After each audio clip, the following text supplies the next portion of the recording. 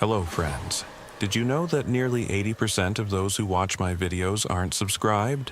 If you enjoy the content, I'd truly appreciate it if you hit that subscribe button. It helps a lot.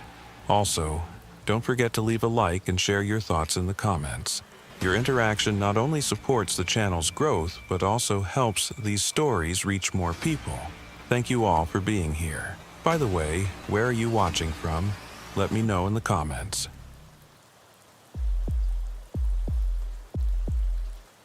My name is Marshall Dade, and I've been the sheriff of Cibola County, New Mexico for 17 years. In all that time, I thought I understood the desert. Thought I knew every mile of sand and scrub brush, every abandoned gas station and forgotten homestead scattered across these 4,500 square miles of nothing. I was wrong. The desert keeps secrets, and some of those secrets aren't meant for human ears. It started on a Tuesday night in late September 2021, the kind of night where the temperature drops 40 degrees after sunset and the wind carries the smell of sage and creosote across the flats. I was sitting in my office in Grants, finishing up paperwork from a domestic disturbance call earlier that evening, when my deputy, Orrin Fielder, knocked on the door frame. He'd been with the department for 6 years. Good cop, steady hands, the kind of officer you want backing you up when things go sideways. "Sheriff, we got a call from dispatch in Albuquerque," Orrin said, holding a printout in his hand. "State police are asking for assistance. They've got a trucker who missed his check-in. Last known position was somewhere on I-40 westbound through our jurisdiction. Company's been trying to reach him for 3 hours. No response on his cell or his CB radio." I looked at the clock on my wall. It was coming up on 10:30 p.m. Interstate 40 cuts through the northern part of Cibola County, like a scar across the desert, connecting Albuquerque to Flagstaff, and on any given night you'd have hundreds of trucks making that run.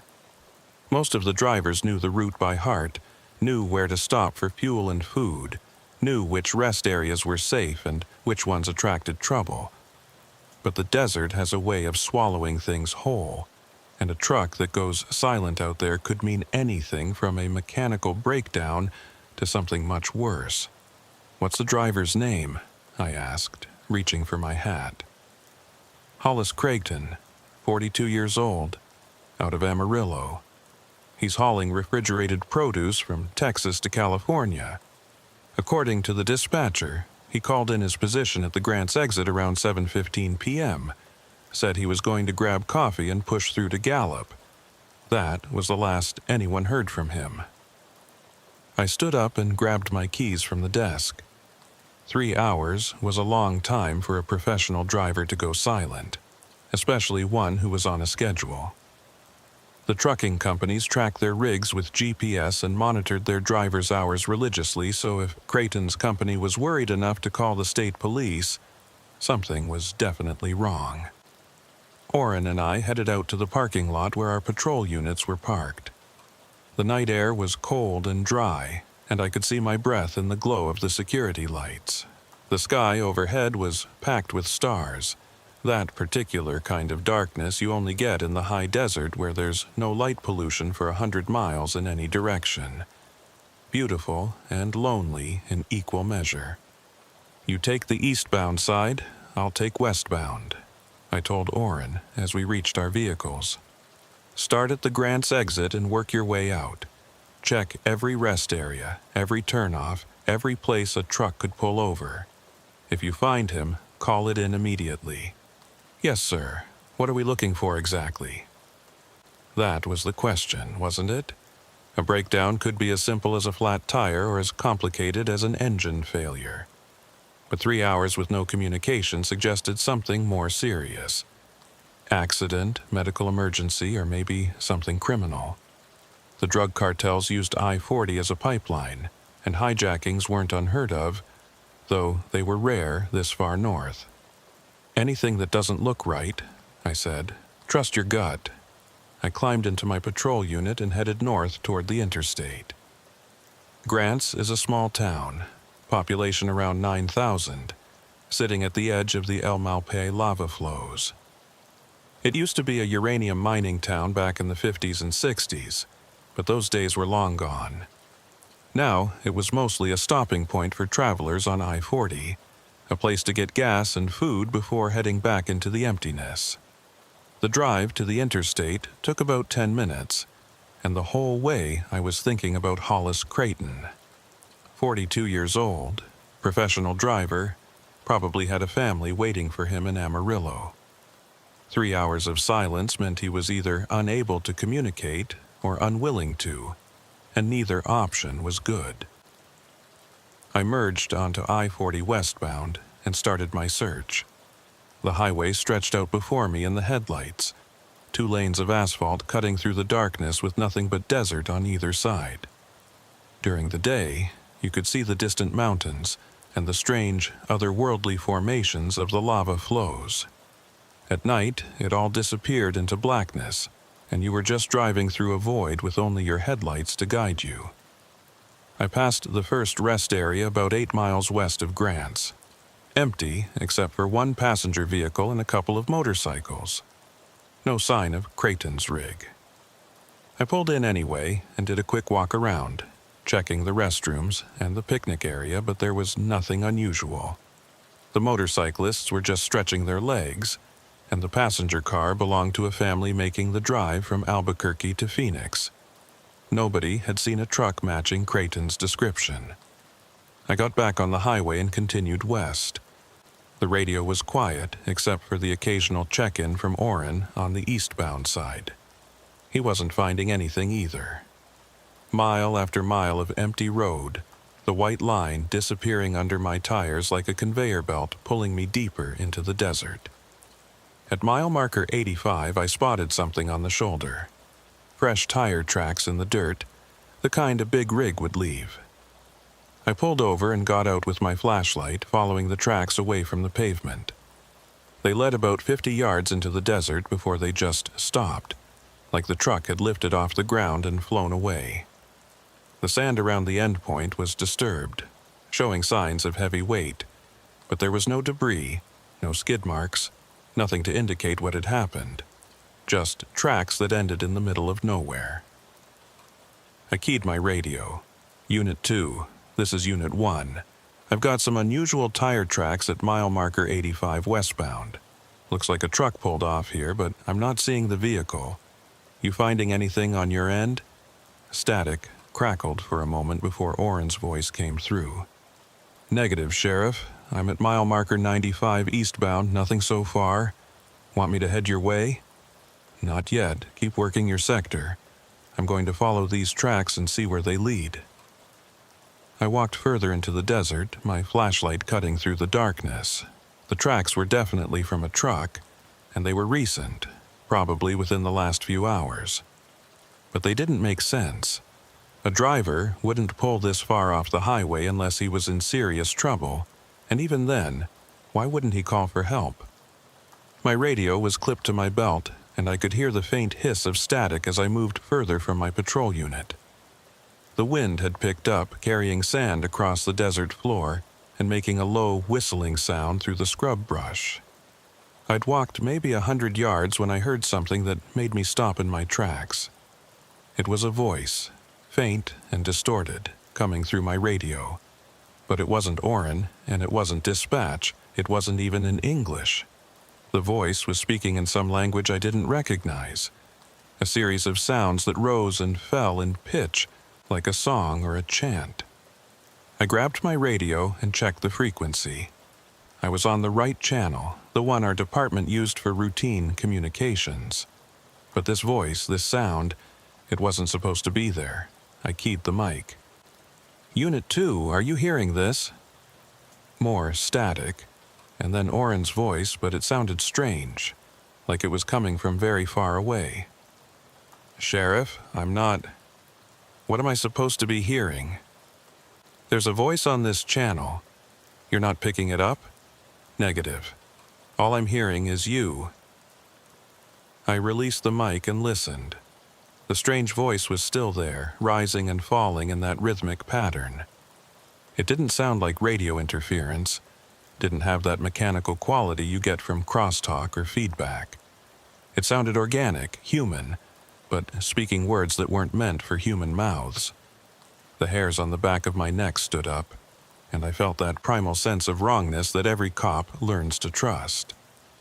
Something was out here in the desert with me, and it wasn't friendly.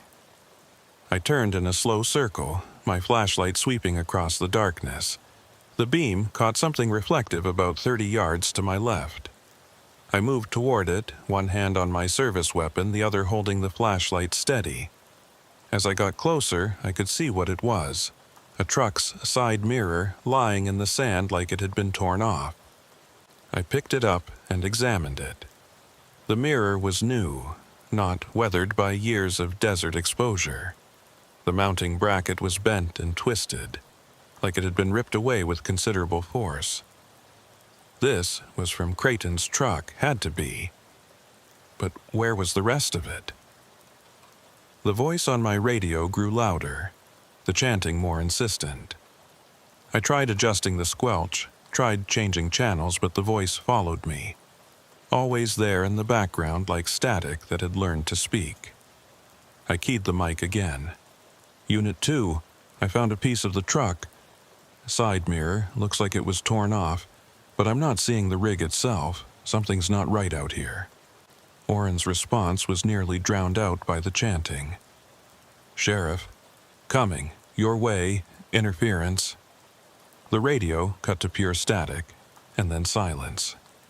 Not even the normal background hiss you get from an open channel. Just absolute silence, like someone had thrown a switch and turned off every electronic device within miles. I tapped the radio against my palm, checked the battery indicator. Everything looked normal, but I wasn't getting anything. No dispatch, no Oren, just dead air. That's when I saw the lights. They were about a quarter-mile away, down in a shallow depression in the desert floor. Not headlights, not campfire, but something else entirely. They were moving in a pattern, weaving back and forth like they were searching for something, or like something was searching with them. I started walking toward the lights, every instinct telling me to call for backup, but my radio was dead, and I was alone in the desert with nothing but my flashlight and my weapon. The wind had died down completely now, and the silence was oppressive, broken only by the sound of my boots crunching in the sand. As I got closer to the lights, I could see more details. They weren't coming from vehicles or flashlights. They were just there, suspended in the air about 6 feet off the ground, moving with purpose but no visible source. The color was wrong too. Not the yellow-white of normal lights, but something closer to pale blue, like moonlight concentrated into beams. And underneath the lights I could see something large and dark, something that might have been Hollis Creighton's truck. I was maybe 50 yards away when the chanting on my radio started again. But this time it wasn't coming from my radio. It was coming from the desert itself, from the air around me, from the sand beneath my feet. The sound seemed to resonate in my chest, vibrating through my bones like I was standing next to a massive subwoofer. I stopped walking and drew my weapon, even though I had no idea what I would shoot at. The lights had stopped moving and were now focused on a single point, all converging on the dark shape in the depression. I could see clearly now that it was definitely a truck, a big rig lying on its side like it had been knocked over by a giant hand. I moved closer, keeping low, using the sparse desert brush for what little cover it provided. My radio crackled once, and I heard a voice that might have been Oren, might have been someone else, I couldn't tell. The words were distorted beyond recognition, stretched out and slowed down like a recording being played at the wrong speed. When I was about 20 yards from the truck, the lights suddenly went out. All of them at once, like someone had flipped a switch. The darkness that followed was so complete that I couldn't see my own hands in front of my face. I clicked on my flashlight, but the beam seemed weak and ineffective, barely penetrating the blackness. I could hear something now, not the chanting, but something else. Breathing. Heavy, labored breathing that was definitely human. It was coming from the truck. "Hollis Creighton," I called out. "This is Sheriff Dade with Cibola County. If you can hear me, I need you to respond." The breathing continued, but there was no verbal response. I moved closer to the overturned truck, my light playing across its surface. The trailer was intact, the refrigeration unit still humming, but the cab was damaged. The windshield was shattered, and the driver's door was hanging open at an odd angle. I could see someone inside, slumped over in the seat. "Mr. Creighton, I'm coming up to help you. Don't try to move if you're injured." I holstered my weapon and grabbed the edge of the doorframe, pulling myself up to look into the cab. The man inside was definitely the truck driver, middle-aged, wearing a flannel shirt and jeans, but he wasn't looking at me. He was staring out through the broken windshield at something in the darkness beyond, and his lips were moving soundlessly, forming words I couldn't hear. His eyes were wide and unblinking, and there was a thin trail of blood running down from his left ear. I reached in and touched his shoulder. "Mr. Creighton, can you hear me?" He didn't respond to my touch, didn't acknowledge my presence at all. He just kept staring into the darkness and moving his lips in that silent chant. I checked his pulse. It was rapid and weak, and his skin was cold and clammy. Shock, probably, combined with whatever injuries he'd sustained in the crash. I needed to get him out of the cab and into my patrol unit, needed to get him to a hospital. But first, I needed to figure out what he was looking at. I turned my flashlight in the direction of his gaze, and that's when I saw them. Footprints in the sand, dozens of them, maybe hundreds, all leading away from the truck in a single direction. But these weren't normal footprints. They were too large, too deep, and the stride length was all wrong. Whatever had made these tracks wasn't human, or if it was human, it was something that had forgotten how to walk like one. The tracks led off into the darkness, disappearing into the desert like a trail of breadcrumbs that no one in their right mind would want to follow. My radio crackled to life again, and this time the voice was clear. It was Orrin. "Sheriff, I've got your 20. I'm about 5 minutes out. You okay?" I keyed the mic, never taking my eyes off those tracks. "I've got the driver. He's alive but in shock. And Orrin, when you get here, bring the trauma kit and every light we've got. We're going to need them." "Copy that. What's the situation?" I looked back at Hollis Creighton, still staring into the darkness with those wide, unblinking eyes. "I'm not sure yet, but whatever happened here, it wasn't an accident." The footprints in the sand seemed to shimmer in my flashlight beam, and for just a moment, I thought I heard that chanting again, faint and distant, coming from somewhere out in the vast emptiness of the New Mexico desert. Somewhere out there in the darkness, something was waiting. And somehow, I knew with absolute certainty that before this night was over, I was going to have to follow those tracks and find out what it was. Orrin arrived with his light bar flashing, cutting through the darkness like a beacon. I'd managed to get Hollis Creighton out of the cab and onto the ground, wrapping him in an emergency blanket from my trunk. He was still conscious, still staring at that fixed point in the desert, but at least he was breathing more steadily. When Orrin climbed out of his patrol unit with the trauma kit, I could see the concern on his face even in the dim light. "Jesus, Marshal, what happened here?" He knelt beside Creighton and started checking vitals, his hands moving with practiced efficiency. "This rig looks like something picked it up and threw it." That was exactly what it looked like. The truck hadn't rolled, hadn't skidded off the road. It was lying on its side in the middle of the desert with no tire tracks leading to it except the ones I'd followed from the highway. The physics of it didn't make sense, and I'd stopped trying to make it make sense about 20 minutes ago when I'd seen those footprints. "I don't know what happened," I said, which was the truth. "But we need to get him to the hospital in Grants. He's in shock, possible head trauma, and he's not responding to verbal commands." Orrin nodded and pulled out his radio. "Dispatch, this is Unit 2. We need an ambulance at mile marker 85 westbound I-40. We're about a quarter-mile south of the highway. Patient is male, early 40s, possible traumatic injuries, altered mental status. The radio crackled with static, and for a moment I thought we'd lost communication again. But then dispatch came through, distant but clear. Copy, Unit 2. Ambulance is en route from Grants, ETA approximately 15 minutes. 15 minutes.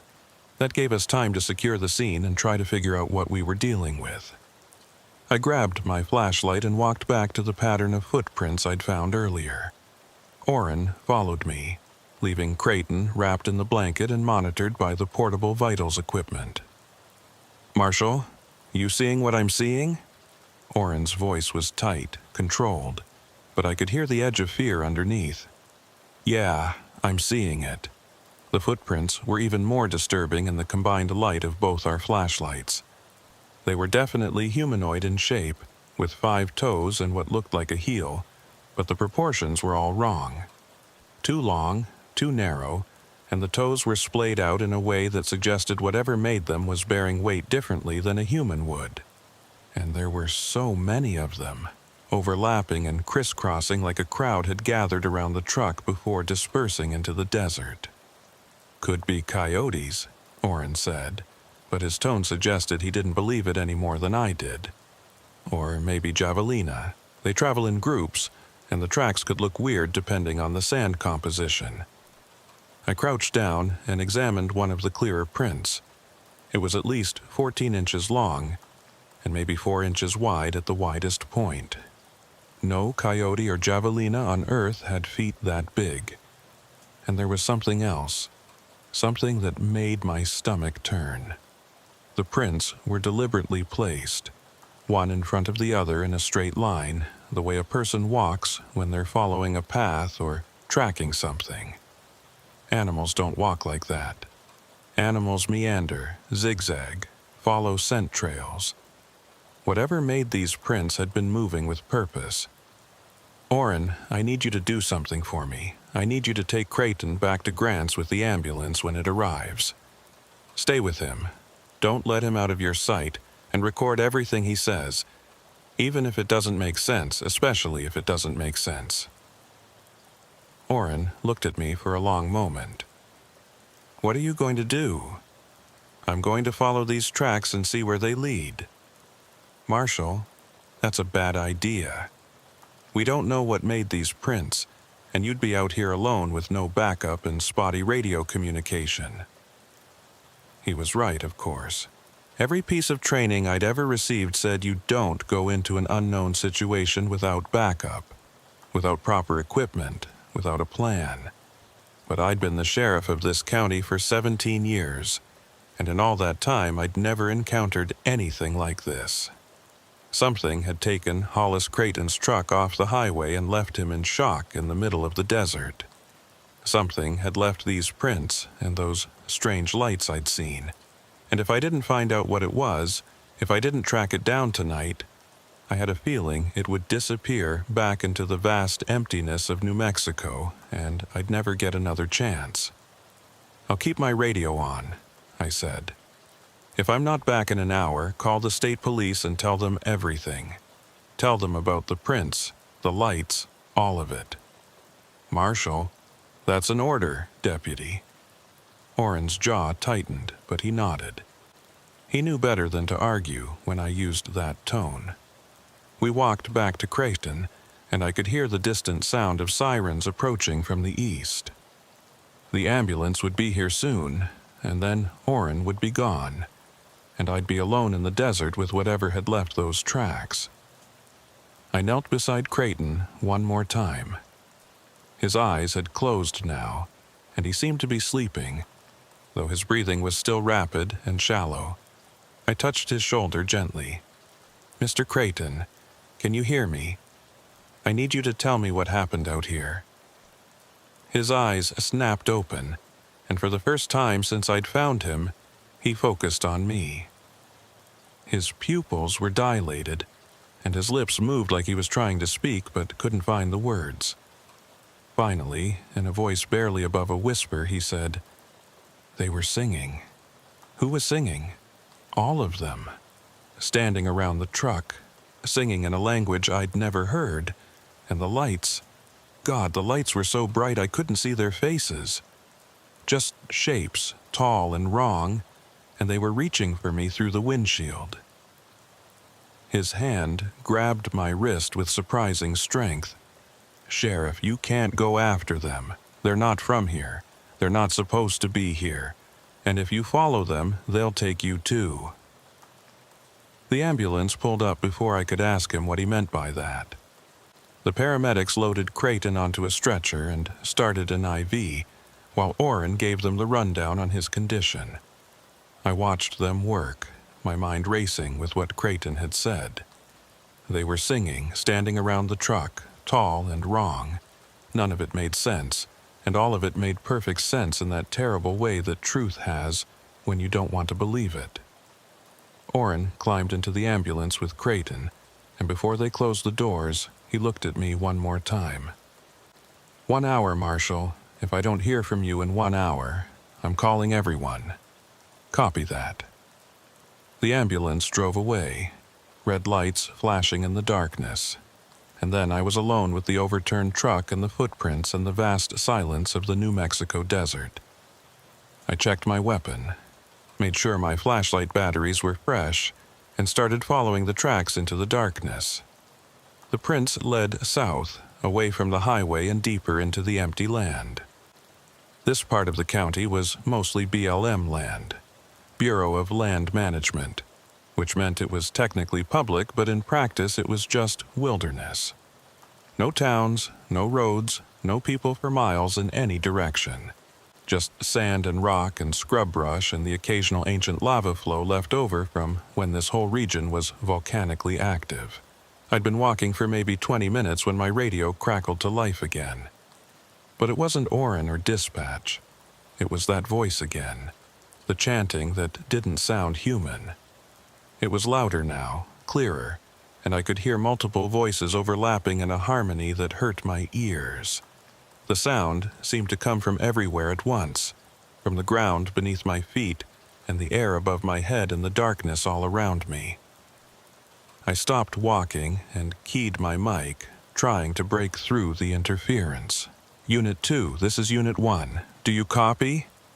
Static and chanting, rising and falling in that rhythmic pattern that was almost like a song but not quite. I released the mic and listened, trying to make out any words or pattern in the sounds. It wasn't English, wasn't Spanish, wasn't any of the Native American languages I'd heard over the years working in this part of New Mexico. It was something else entirely, something that predated language as I understood it. The footprints had led me to the edge of a small arroyo, a dry wash that probably carried water during the monsoon season but was bone dry now. The tracks went down into the arroyo and continued on the other side, disappearing into a stand of juniper trees that looked black and skeletal in my flashlight beam. I descended carefully, my boots sliding on the loose gravel, and that's when I noticed something that made me stop cold. There were more tracks now, not just the strange humanoid footprints, but also regular boot prints. Human boot prints, multiple sets of them, all heading in the same direction as the other tracks. Someone else had been out here recently, someone wearing what looked like hiking boots or work boots, and they'd been following the same path I was following now. I crouched down to examine them more closely. The prints were fresh, probably made within the last few hours, and they were spaced far apart like whoever made them had been running. Running toward the strange tracks, or running away from them, I couldn't tell. I climbed out of the arroyo on the far side and entered the juniper stand. The trees provided some cover from the wind, which had picked up again, but they also blocked what little starlight there was. My flashlight beam seemed to get swallowed up by the darkness between the twisted trunks, and I had to move slowly to avoid tripping over exposed roots and fallen branches. The chanting on my radio had stopped, replaced by an eerie silence that was somehow worse than the noise. That's when I saw the camp. It was set up in a small clearing in the center of the juniper stand, hidden from view unless you knew exactly where to look. There was a tent, a cold fire pit, some camping equipment scattered around, and a pickup truck parked at the edge of the clearing with New Mexico plates. I approached carefully, my hand on my weapon, and called out, "Sheriff's Department, if anyone's here, I need you to show yourself." No response. The tent flap was open, moving slightly in the wind, and I could see sleeping bags and personal belongings inside, but no people. The fire pit had been used recently, within the last day or two, and there were fresh tire tracks from the pickup truck. Someone had been camping here and they'd left in a hurry. Or they'd been taken. I walked over to the truck and looked inside. The keys were in the ignition, and there was a wallet on the dashboard. I opened it carefully with gloved hands and found a driver's license belonging to someone named Marcus Glendale, 36 years old, address in Albuquerque. There was also a Forest Service badge identifying him as a wildlife biologist. I pulled out my notebook and wrote down the information, then checked the bed of the truck. It was full of equipment. Sample containers, a portable GPS unit, cameras with telephoto lenses, and what looked like audio recording equipment. Scientific gear for someone studying wildlife in the desert. But Marcus Glendale wasn't here, and his campsite looked like he'd left in the middle of whatever he was doing. His tent was still set up, his equipment was still scattered around, and his truck was still here with the keys in it. Nobody just walks away from their vehicle in the middle of the desert unless something very wrong has happened. I keyed my radio again, hoping to reach Orrin or dispatch. Unit 2, this is Unit 1. I found an abandoned campsite approximately 2 miles south of the truck location. Vehicle on scene belongs to Marcus Glendale, Albuquerque address, appears to be a Forest Service biologist. No sign of the owner. Requesting you run the name and vehicle registration. More static, and then Orrin's voice, faint and distorted. Copy, Unit 1. Running it now. Creighton is at the hospital. Keeps talking about singing. The signal cut out before he could finish. I waited, but there was no further transmission. My radio was working, but something out here was interfering with the signal, making communication unreliable at best. I was on my own, at least for now. I walked around the campsite, looking for any clues about what Marcus Glendale had been doing out here and where he might have gone.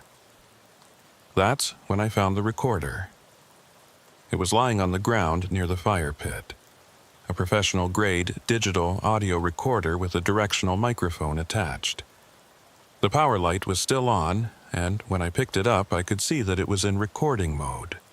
It had been running for the past 6 hours, capturing everything that happened in this clearing since late afternoon. I rewound the recording and pressed play, holding the device close to my ear to hear over the wind. At first, there was just ambient sound.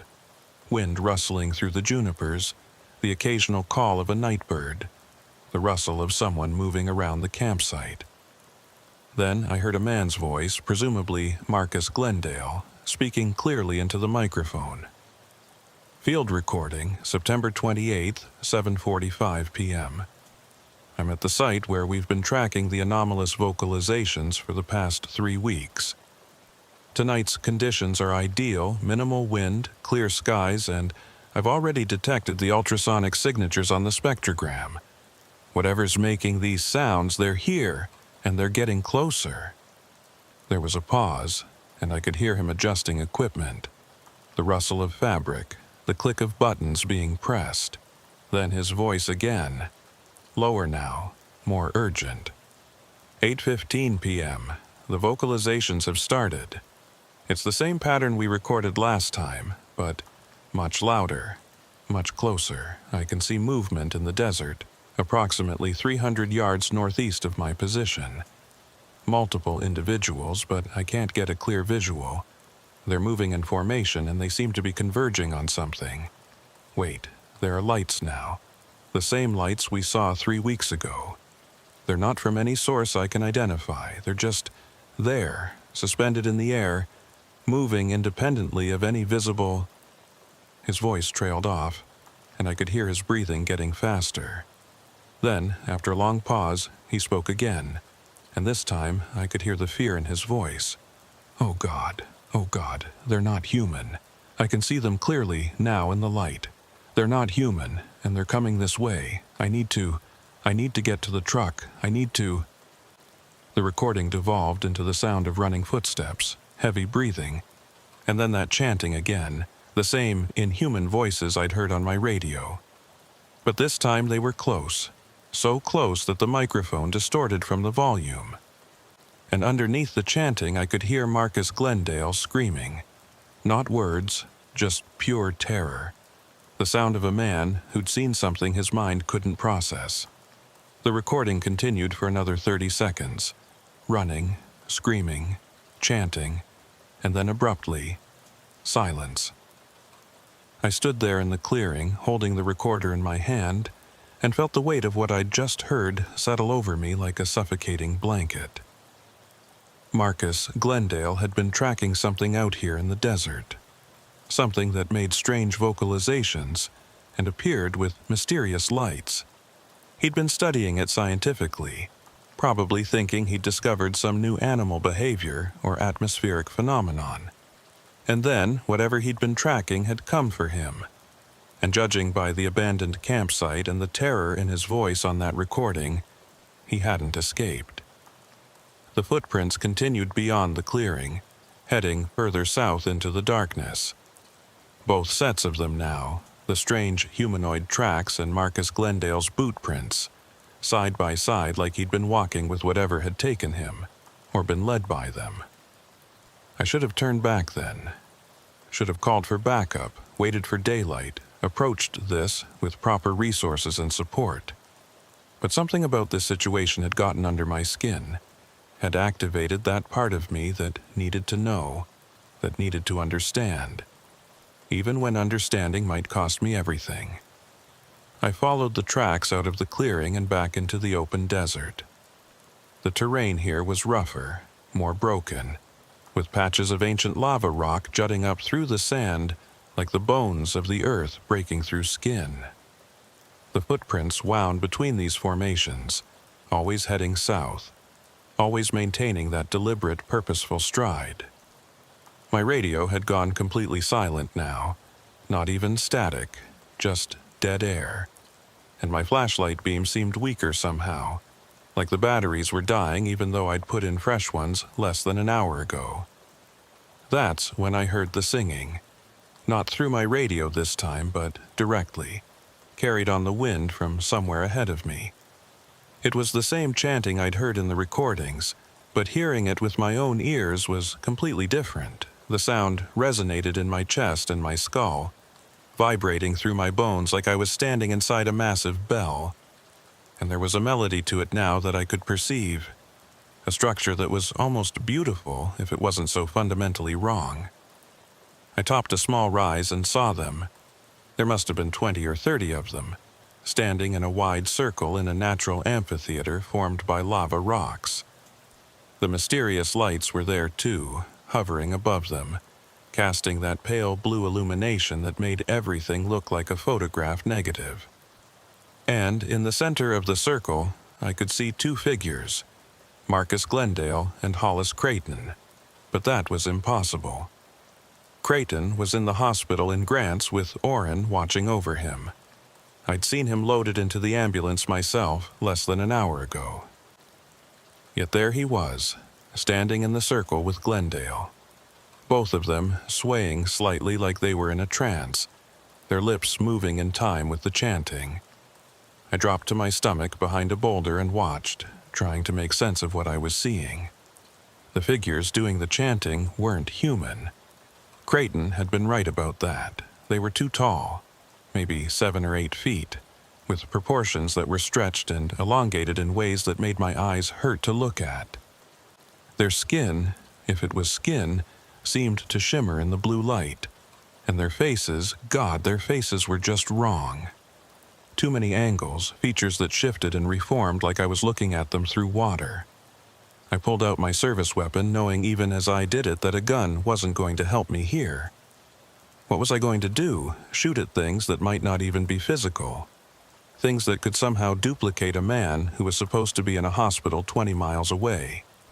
But holding the gun made me feel slightly less helpless, slightly more in control of a situation that was spiraling far beyond my understanding. That's when one of them turned and looked directly at me. Even though I was 100 yards away, even though I was hidden behind a boulder in complete darkness, it looked right at me with eyes that glowed faintly in the blue light. And then it spoke, not in that chanting language but in perfect English, with a voice that sounded like wind moving through a canyon. "Sheriff Marshal Dade, we've been waiting for you." I've been in law enforcement long enough to know that fear comes in different flavors. There's the quick spike of adrenaline when you're chasing a suspect, the cold dread of finding a crime scene with a victim you couldn't save, the sick worry of knocking on a door to deliver bad news to a family. But this was something else entirely. This was the fear that comes when the fundamental rules of reality stop making sense, when your brain is screaming that what you're seeing can't possibly be real, but your eyes are telling you it absolutely is. The thing that had spoken my name was still looking at me. I could feel its attention like a physical weight, pressing down on me from across that 100 yards of desert. The other figures in the circle had stopped their chanting and turned to face my direction as well, and I realized with growing horror that they'd known I was there the entire time. They'd been waiting for me to arrive, had probably been tracking my progress through the desert from the moment I'd started following those footprints. I stayed low behind the boulder, my weapon trained on the nearest figure even though I knew it was useless. What was I going to do? Arrest them? Read them their rights? The absurdity of the situation would have been funny if I wasn't so terrified. My training, my experience, my 17 years as sheriff of this county, none of it had prepared me for this. The voice spoke again, and this time all of them spoke in unison, their words overlapping and harmonizing in a way that made my head hurt. "You have been following the lost ones, following the tracks through the sand. You want to understand what happened to them, why they were taken from the road and brought to this place. We will show you." The circle parted, and I could see Creighton and Glendale more clearly now. They were still swaying in that trance-like state, their eyes open but unseeing, and I realized they weren't standing on the ground. They were floating about 6 inches above the sand, suspended by nothing I could see. The blue lights intensified, and suddenly I could see more details of the figures in the circle. They weren't wearing clothes, but they weren't naked either. Their bodies seemed to be covered in something that looked like skin, but moved like liquid, shifting and reforming constantly. And their faces, when I forced myself to look directly at them, weren't faces at all, but something else, something my brain kept trying to interpret as human features but failing. "You are Sheriff Marshal Dade. You have protected this land for many years. You have kept the balance, maintained the order, prevented chaos from consuming the weak. We have watched you work. We have seen your dedication, your sacrifice, your loneliness." That last word hit me like a punch to the gut. My loneliness. How did they know about that? How could they possibly know about the empty house I went home to every night? The divorce that had hollowed me out. The years of service that had cost me everything personal but given me nothing but an office and a badge in return. We know because we have always been here. In the desert, in the darkness, in the spaces between what you call real and what you call impossible. We watch the travelers on the road. We listen to their thoughts, their fears, their secrets. And sometimes, when the conditions are right, when the barriers are thin, we take them. We bring them here. We show them what lies beyond. I found my voice, though it came out rougher than I intended. Why? Why take these men? They weren't bothering you. They were just passing through. The unified voice had a quality that might have been amusement, though it was hard to tell. The truck driver, Hollis Creighton, was not just passing through. He has driven this road 147 times in the past 3 years. Each time, he stops at the same places, follows the same routine, speaks the same words into his radio. His life is a loop, endlessly repeating, and he does not even know he is trapped. We freed him from the loop. We showed him that there are other patterns, other rhythms beyond the highway and the schedule and the endless driving. I looked at Creighton's floating form, his blank face and moving lips, and thought about what they called freedom looked a lot like imprisonment to me. And the biologist, Marcus Glendale, what did he do to deserve this? The one who studies animals came looking for us. He heard our songs across the wavelengths, recorded our voices, tracked our movements. He wanted to understand, to categorize, to reduce us to data and explanation. We gave him what he wanted. We let him see us fully, let him perceive what his science could never explain. Now he understands that some things are not meant to be studied, only experienced. The figures began moving closer, gliding across the sand without actually walking, and I realized I was running out of time. Whatever they were, whatever they wanted, they were going to take me next if I didn't do something. I keyed my radio, knowing it was probably useless, but trying anyway. Unit 2, this is Unit 1. If you can hear me, I'm approximately 2 miles south of the truck site. I've found the missing biologist and I need immediate backup. Multiple hostiles on scene. Repeat, I need backup now. Static, just static. The figures were close enough now that I could smell them. A scent like ozone and copper and something organic that I couldn't identify. The one who had spoken first extended what might have been a hand, though it had too many joints and moved in directions that made my eyes water to watch. You cannot call for help, Sheriff. We have silenced the machines, stopped the signals, isolated this place from the world you know. You are alone here with us, and there are only 2 choices before you. You can run, as others have run, and we will find you eventually because the desert is vast, but not infinite. Or you can stay, and we will show you what we showed the others. We will free you from your patterns, your loops, your endless routine of checking the empty places and finding nothing. I thought about running. Every instinct I had was screaming at me to get up and sprint back toward the highway, back toward civilization and light and the familiar world where things made sense. But I was 2 miles from my vehicle, in the middle of the desert at night, and these things could apparently move without walking and appear in multiple places at once. I wouldn't make it 50 yards before they caught me.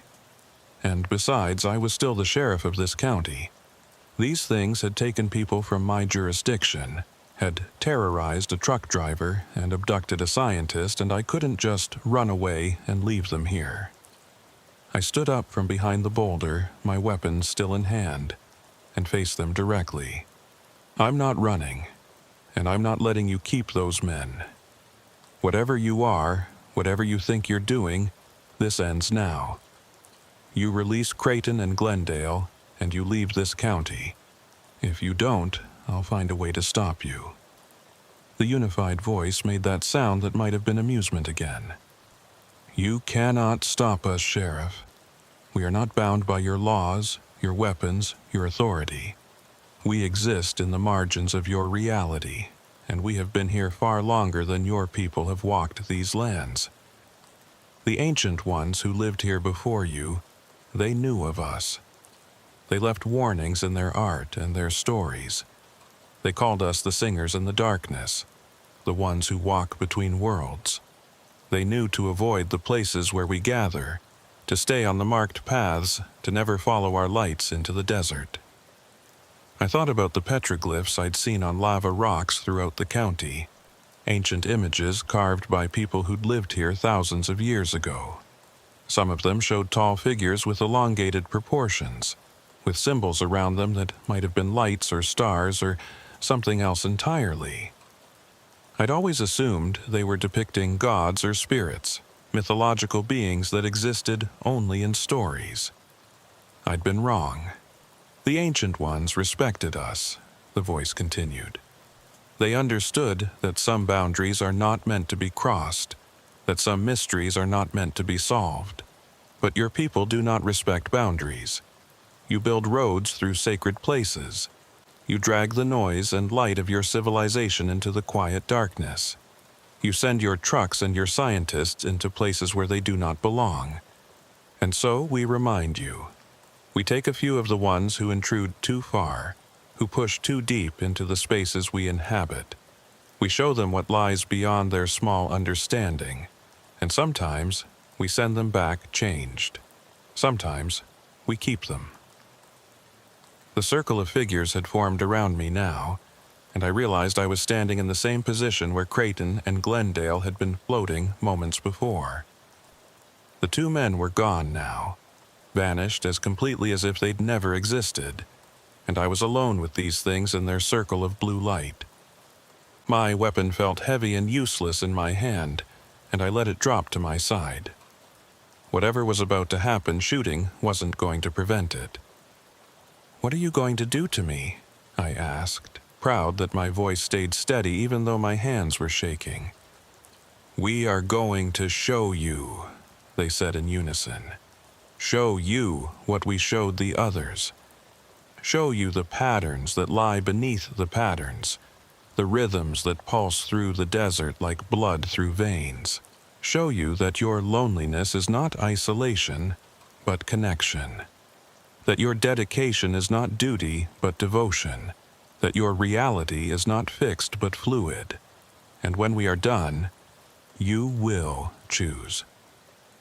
You can return to your world, to your empty house and your patrol routes and your endless service to people who do not understand the sacrifices you make. Or you can stay with us, in the spaces between, where time moves differently and pain is just another pattern to be observed and appreciated." The blue lights grew brighter, so bright I had to close my eyes against the glare.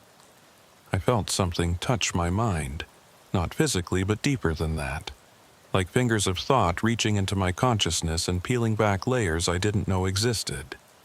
Images flooded through me, too fast and too strange to fully comprehend. I saw the desert from above, saw the web of roads and towns and isolated houses spread across the land like a net thrown over darkness. I saw the patterns people made as they lived their lives, the same routes driven every day, the same words spoken, the same choices made over and over until life became a script performed without thought or awareness. I saw myself driving my patrol routes for 17 years, checking the same places at the same times, writing the same reports in the same format, living in the same house that had been empty since my wife left, eating the same meals alone, going through the motions of a life that had become nothing but habit and routine.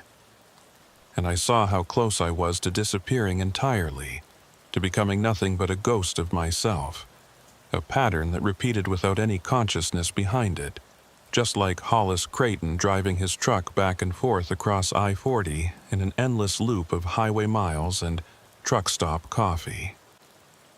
Then the images shifted, and I saw something else. I saw the desert as it had been 1,000 years ago, before the highways and the towns, when it was truly empty and truly wild. I saw the figures moving through the darkness, singing their strange songs, existing in the liminal spaces where reality was thin. I saw them watching as the first humans came to this land, watching as civilizations rose and fell, watching as the modern world spread its roads and power lines across the ancient emptiness. They had been here all along, patient and eternal, waiting in the darkness for the rare moments when someone pushed too far into their domain. And I saw what happened to the people they took. Some went mad from what they'd seen and spent the rest of their lives in institutions. babbling about lights in the desert and voices that sang in languages older than humanity. Some returned to their normal lives but were never quite the same, haunted by memories they couldn't fully articulate and a longing for something they couldn't name. And some, a very few, chose to stay with the singers in the darkness, to let go of their human patterns and become something else, something that existed between worlds and sang in harmony with the endless desert night. I saw all of this in the space of a heartbeat, and then the vision ended and I was standing in the circle again, my eyes closed and tears running down my face. The figures were closer now, close enough that I could feel the strange warmth of their not quite physical forms, and their unified voice spoke directly into my mind. "Now you understand, Sheriff Marshall Dade. Now you see the choice before you. You can return to your world with this knowledge. Carry it like a weight until it crushes you or drives you mad. You can try to tell others what you saw and watch as they dismiss you as disturbed or delusional. You can spend the rest of your life wondering if what you experienced was real, or if your mind simply broke under the strain of loneliness and duty. Or you can stay here with us. Let go of the patterns that bind you. Become part of the song we sing in the darkness. Exist outside of time and routine and the crushing weight of human consciousness." I opened my eyes and looked at them. Really looked at them for the first time without my brain trying to force their forms into something familiar. They were beautiful in their wrongness, like watching geometry come alive, like seeing music made visible. And for a moment, just a moment, I understood the temptation, understood why someone might choose to let go of their humanity and drift into the spaces between, where nothing was certain but everything was possible. But I was Marshall Dade, Sheriff of Cibola County, and I'd taken an oath to protect the people in my jurisdiction. Even if my life had become a hollow routine, even if my house was empty and my marriage was over, and most days I felt like I was going through the motions without any real purpose, I still had a duty. And that duty included making sure these things didn't take anyone else from the highway, didn't lure any more truck drivers or scientists or lost travelers into the desert to show them visions that would break their minds. "I'm going back," I said, and my voice was steady now, certain. "And I'm taking Creighton and Glendale with me." The unified voice showed no surprise, no disappointment, just that same quality that might have been amusement. "The truck driver has already returned. He is in your hospital, speaking of dreams and voices and lights he cannot explain. No one will believe him. They will say he had a breakdown, that the loneliness of the road finally drove him to madness.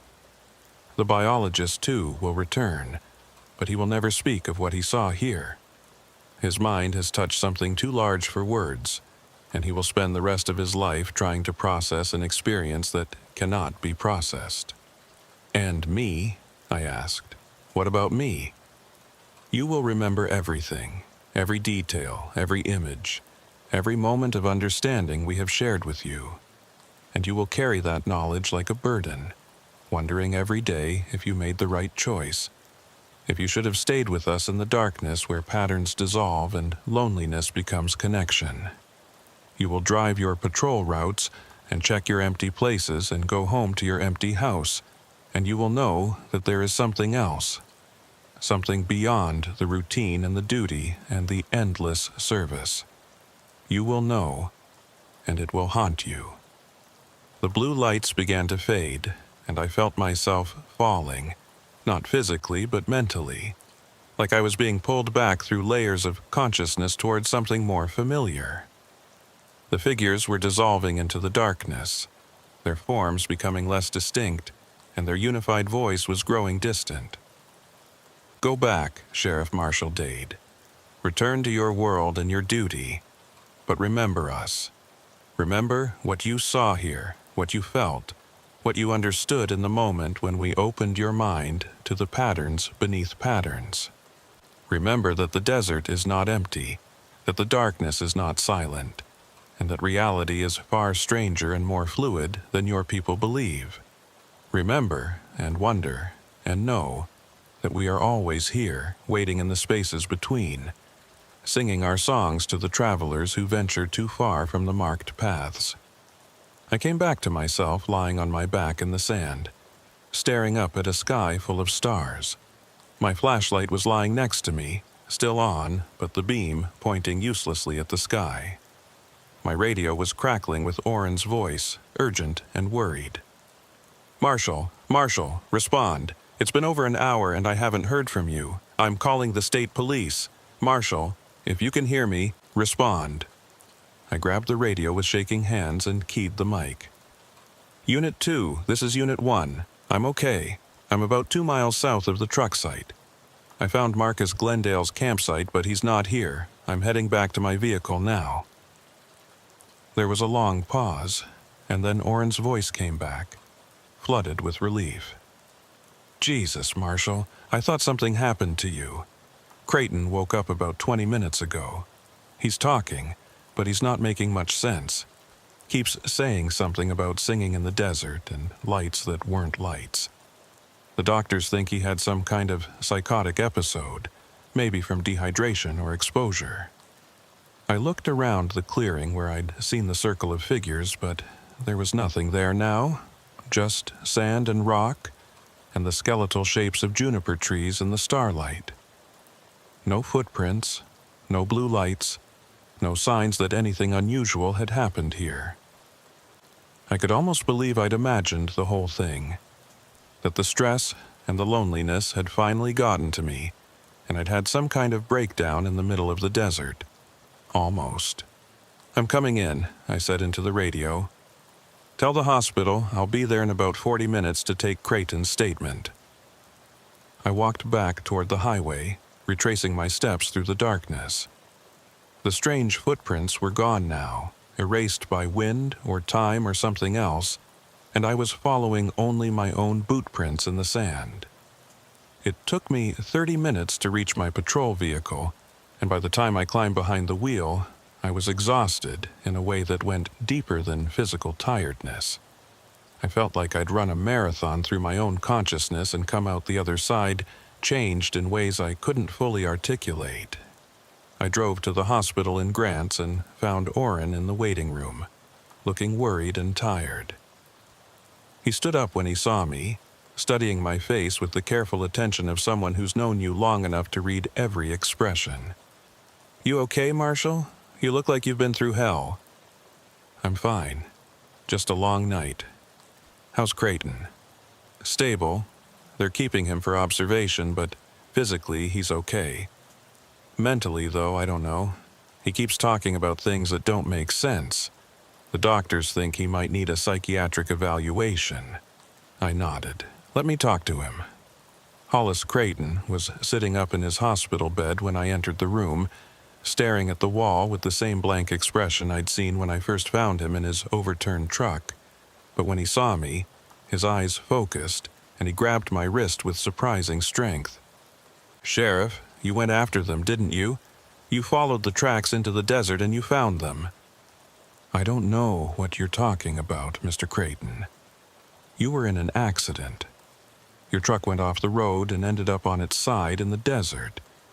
You were in shock when I found you." He shook his head violently. No, that's not what happened. They took me, Sheriff. Those things that sing in the darkness. They pulled me off the road and brought me to their circle and showed me things, terrible, beautiful things that I can't explain. And you saw them too. I can see it in your eyes. You saw them and they let you go just like they let me go. But we're different now. We know. I pulled my wrist free gently. "Mr. Creighton, you need to rest. The doctors are taking good care of you. In a few days, this will all seem like a bad dream." "It's not a dream," he insisted, "and it's not going to fade. You and I, Sheriff, we've seen behind the curtain. We know there's something else out there in the desert. Something that's been there forever. Something that watches and waits and sometimes reaches out to remind us that we're not alone. were never alone. I left the room without responding, because what could I say? That he was right? That I'd seen exactly what he'd seen and heard the same voices and understood the same terrible truths? That would just confirm his delusion in the eyes of the doctors, make both of us look unstable. Better to let him think he was alone in his madness, let the doctors treat him with their medications and their therapy until the memories faded into something manageable. Orrin was waiting for me outside the room. What did he say? Confused talk, hallucinations, probably from the trauma. He'll be okay once he gets some rest. We drove back to the office together, and I filed a report that said everything and nothing. A truck driver had gone off the road for unknown reasons, possibly fatigue or mechanical failure. He'd been found in shock and taken to the hospital. A biologist named Marcus Glendale had been camping in the desert conducting wildlife research and had apparently abandoned his campsite, though his vehicle was still there with the keys in the ignition. I recommended that a search and rescue team check the area at first light, though I knew they wouldn't find him. He'd come back on his own eventually, just like the things in the desert had said he would, and he'd be changed in ways that no one would understand. 3 days later, Marcus Glendale walked out of the desert and into a gas station in Grants, dehydrated and exhausted, but physically unharmed. He couldn't remember where he'd been or what had happened to him. All he could say was that he'd been studying something in the desert, something important, and then there was just a blank space where his memories should be. The Forest Service put him on medical leave, and last I heard, he'd taken a desk job in Albuquerque and never went back into the field. Hollis Creighton recovered from his injuries and went back to driving trucks, but he changed his route. Now he hauls freight up and down the East Coast, as far from New Mexico as he can get while still doing the job he's trained for. He sent me a card a few months after the incident, just 2 words written in shaky handwriting. Thank you. As for me, I'm still the sheriff of Cibola County, still driving the same patrol routes, still checking the same empty places, still going home to the same empty house. But everything's different now. I know what's out there in the desert, know what waits in the spaces between the roads and the towns, and I carry that knowledge like a weight that gets heavier every day. Sometimes at night when I'm driving through the emptiness, I hear the singing, just faint, just at the edge of perception, like a radio station that's almost but not quite in range. And I wonder if I should pull over, if I should follow it into the darkness, if I should take them up on their offer and let go of this routine that's become my entire existence. But I don't. I keep driving. I keep doing my duty. Because somebody has to watch over this land. Somebody has to protect the travelers who don't know what's watching them from the darkness. And maybe that's enough.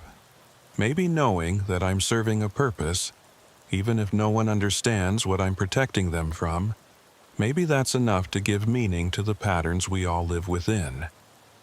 The desert keeps its secrets, and I keep mine. And somewhere out there in the darkness between the highways and the towns, the singers wait, patient and eternal, ready for the next traveler who ventures too far from the marked path.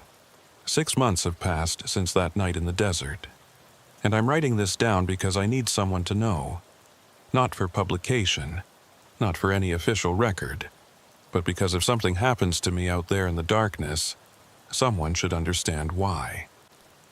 I've left this account in a sealed envelope with my attorney in Albuquerque, with instructions to open it only if I disappear under unusual circumstances. Maybe that's paranoid.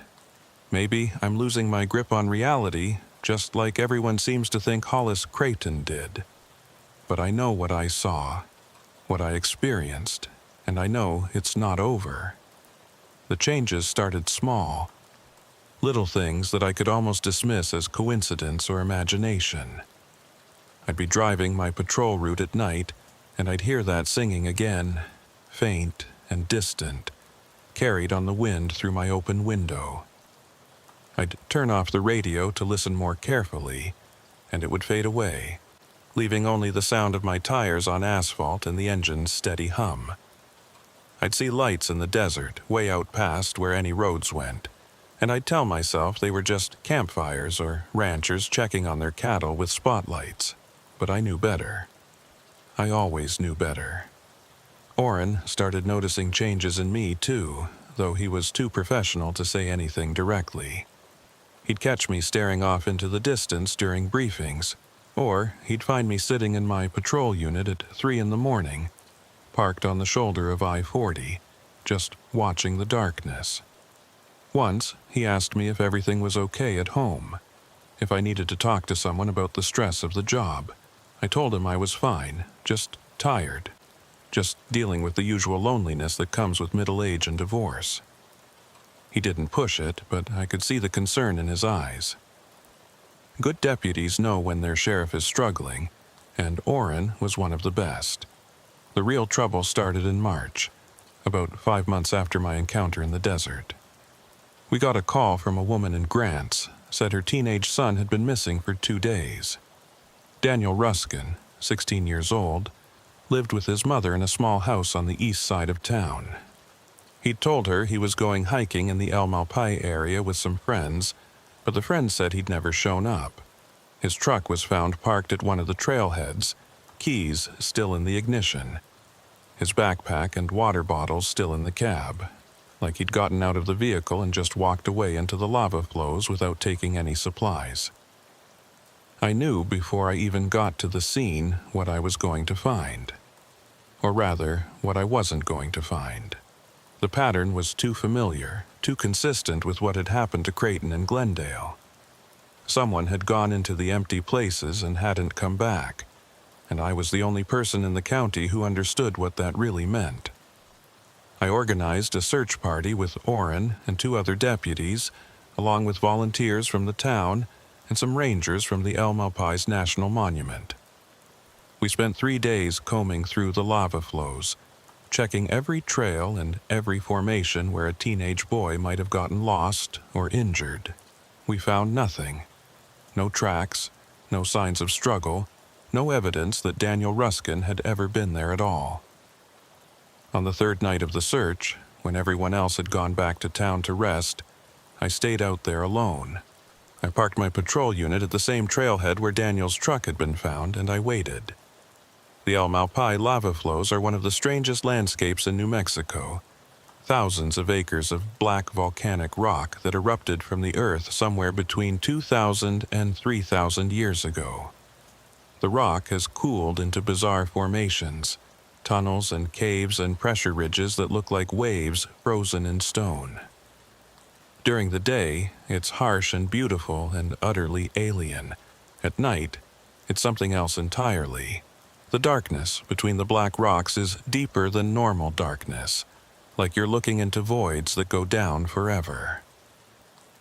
I sat in my vehicle and watched the landscape, and just after midnight I saw them, the blue lights, appearing one by one among the lava formations, moving in that same purposeful pattern I'd seen before. My radio crackled with that chanting, those voices that sang in a language older than language, and I knew they were out there.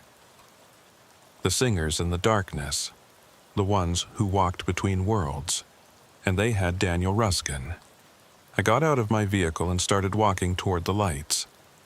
I didn't take my weapon this time, didn't bother with my flashlight.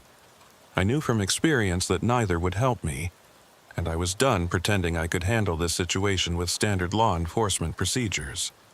Whatever was happening in my county, whatever had been happening here for thousands of years before I was born, it was beyond badges and guns and the authority that came with my office. But I was still the sheriff, and I still had a responsibility to the people who lived here, and that included 16-year-old boys who made the mistake of wandering too far into places where the old things still lingered. The walk through the lava flows was treacherous in the darkness, and I stumbled more than once on the uneven terrain. The rock was sharp enough to shred boots and clothing, and I could feel it scraping against my hands when I had to steady myself. But I kept moving toward the lights, following them deeper into the formations, into the spaces between the frozen waves of stone where the darkness was complete and absolute. I don't know how long I walked, maybe an hour, maybe more. Time felt strange out there, like it was moving at a different speed than it did in the normal world. Eventually, I found myself standing at the edge of a collapsed lava tube, a massive tunnel that had formed when the molten rock flowed through thousands of years ago. The lights were down inside the tube, illuminating the interior with that pale blue glow that hurt to look at directly. And standing at the bottom of the tube, surrounded by the figures I'd seen before, was Daniel Ruskin.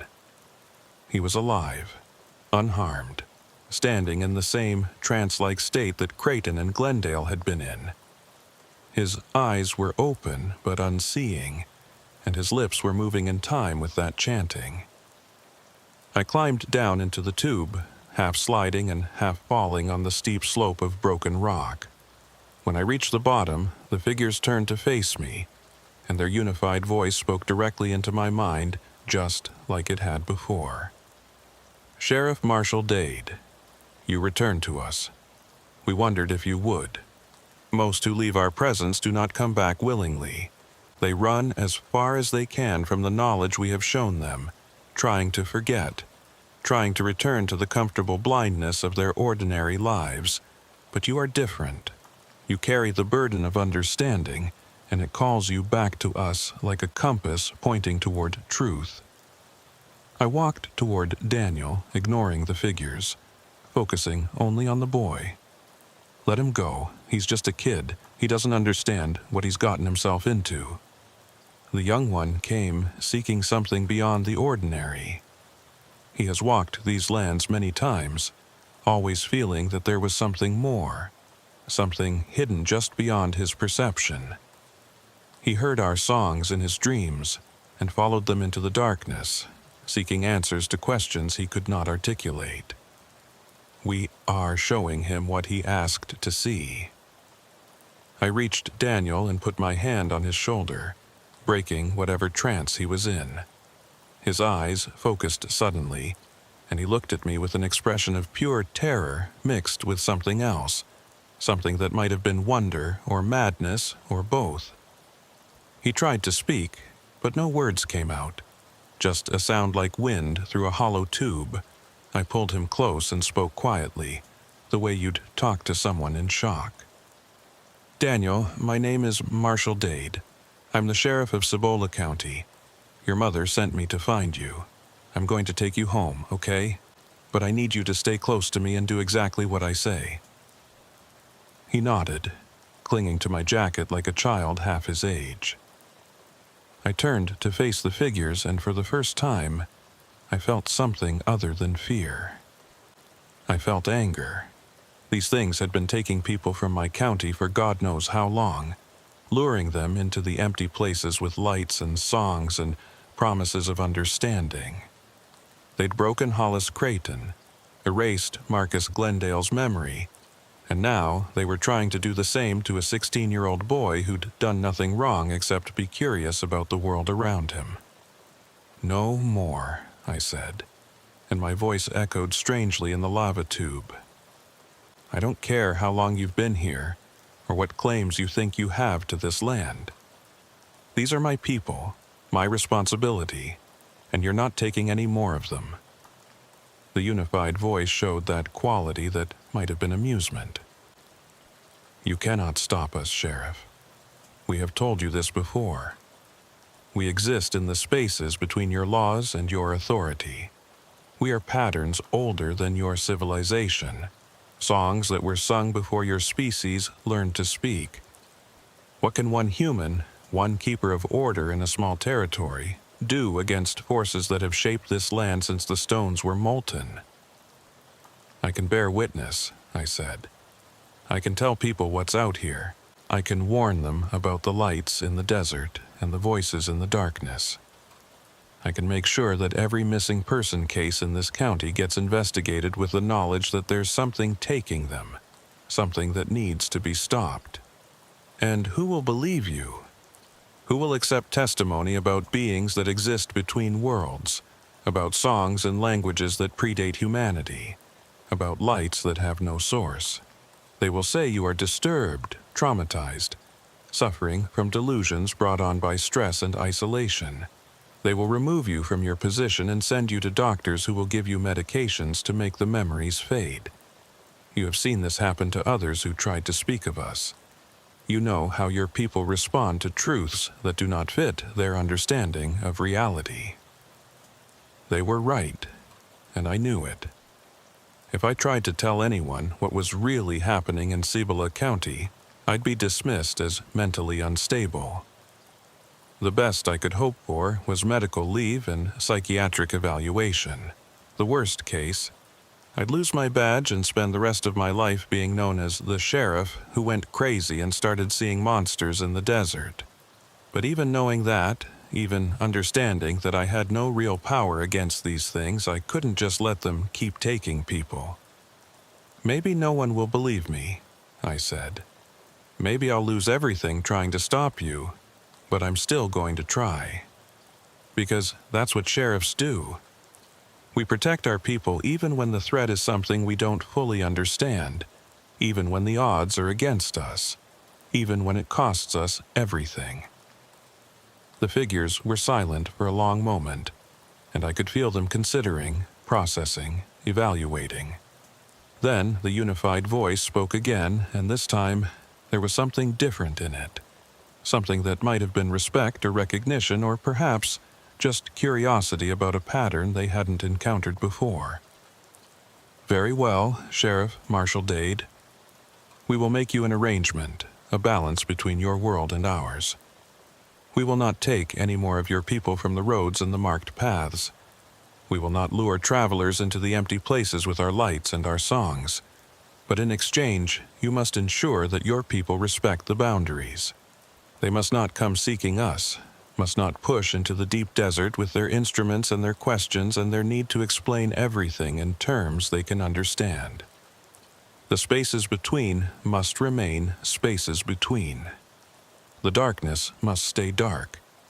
If your people honor this boundary, we will honor it as well. I looked at Daniel, still clinging to my jacket, his eyes wide and his face pale. I thought about Creighton and Glendale, about the 16-year-old boy who'd gone looking for something beyond the ordinary and found more than he could handle. I thought about all the other people who might wander into the wrong places, who might follow lights into the desert or try to study phenomena they couldn't explain. And I realized that what the figures were offering was the best deal I was going to get. How do I enforce that? How do I keep people from going into areas I can't even describe without sounding insane? You are the sheriff. You find ways to discourage travelers from straying too far from the roads. You make the empty places less accessible, more dangerous, more forbidden. You tell stories, create warnings, use your authority to establish boundaries that your people will respect. It is what sheriffs have always done, protecting their territories by defining what is safe and what is not. You simply expand that definition to include truths that most cannot accept. I nodded slowly. It wasn't a perfect solution, but it was something. A way to protect my people while acknowledging that I couldn't completely eliminate a threat that had existed here for thousands of years. And if someone breaks the boundary anyway, if they go looking for you despite the warnings, then they have made their choice, and we will show them what they asked to see. But those who stay on the marked paths, who respect the darkness and do not push too deeply into the spaces between, those ones will be safe from us. This is our arrangement, Sheriff. Do you accept? I looked around the lava tube, at the strange figures with their wrong proportions and their shifting forms, at the blue lights that illuminated everything with that otherworldly glow. I thought about 17 years of service, of protecting a county that didn't even know the real dangers that lurked in its emptiest places. And I thought about the weight of carrying secrets that no one would believe, of being the only person standing between my people and forces that existed outside normal reality. "I accept," I said finally. "But I'm taking Daniel home now, and I want your word that he won't be harmed or followed or contacted again. The young one is free to go. His mind has touched something too large for his current understanding, but the experience will not destroy him. He will integrate what he has seen in time, or he will not. That is his journey to walk. But we will not seek him out again." I guided Daniel towards the slope that led out of the lava tube, supporting him as we climbed back up to ground level. The figures didn't follow us, didn't try to stop us. They just stood there in their circle of blue light and watched as we left. When we reached the surface, I looked back one more time and saw them beginning to fade, dissolving into the darkness like they'd never existed at all. The blue lights winked out one by one, and then there was just the normal darkness of the New Mexico night. Stars overhead and the black shapes of lava formations stretching out in all directions. Daniel collapsed as soon as we were clear of the tube, his legs giving out like puppet strings had been cut. I caught him and lowered him gently to the ground, checking his pulse and his breathing. He was okay physically, just exhausted and overwhelmed by whatever he'd experienced down there. I radioed for an ambulance and sat with him while we waited, not saying anything, just being present while he processed what had happened. When he finally spoke, his voice was hoarse and shaky. "Sheriff, what were those things? What did they do to me?" I thought about how to answer that, about what I could say that would help him make sense of the experience without making him sound or feel crazy. "I don't know exactly what they are, Daniel. I don't think anyone does. But they've been here a long time, longer than our towns and our roads, and they exist in places where normal rules don't apply. What's important is that you're safe now, and you're going home to your mother." "They showed me things," he whispered. "Things about the universe, about reality, about how small we are and how little we understand. I saw patterns in everything, connections between things that shouldn't be connected, and I heard music that wasn't sound but was still somehow music. Sheriff, I don't think I'm going to be able to forget this. I don't think I'm ever going to be the same." "No," I agreed quietly. "You're not. But that doesn't mean you're broken. It just means you've seen something most people never see, and now you have to figure out how to live with that knowledge. It won't be easy, but you'll manage. People are more resilient than we give them credit for." The ambulance arrived, and I rode with Daniel back to the hospital in Grants. His mother was there waiting, frantic with worry, and she collapsed in relief when she saw him alive and relatively okay. The doctors examined him and found nothing physically wrong, just dehydration and exhaustion. They kept him overnight for observation, and I stayed at the hospital, writing up a report that said Daniel had gotten lost in the lava flows and wandered around in confusion for a couple of days before I found him. It was barely plausible, but it was the best explanation I could give that wouldn't raise questions I couldn't answer. Over the next few weeks, I started implementing my side of the arrangement.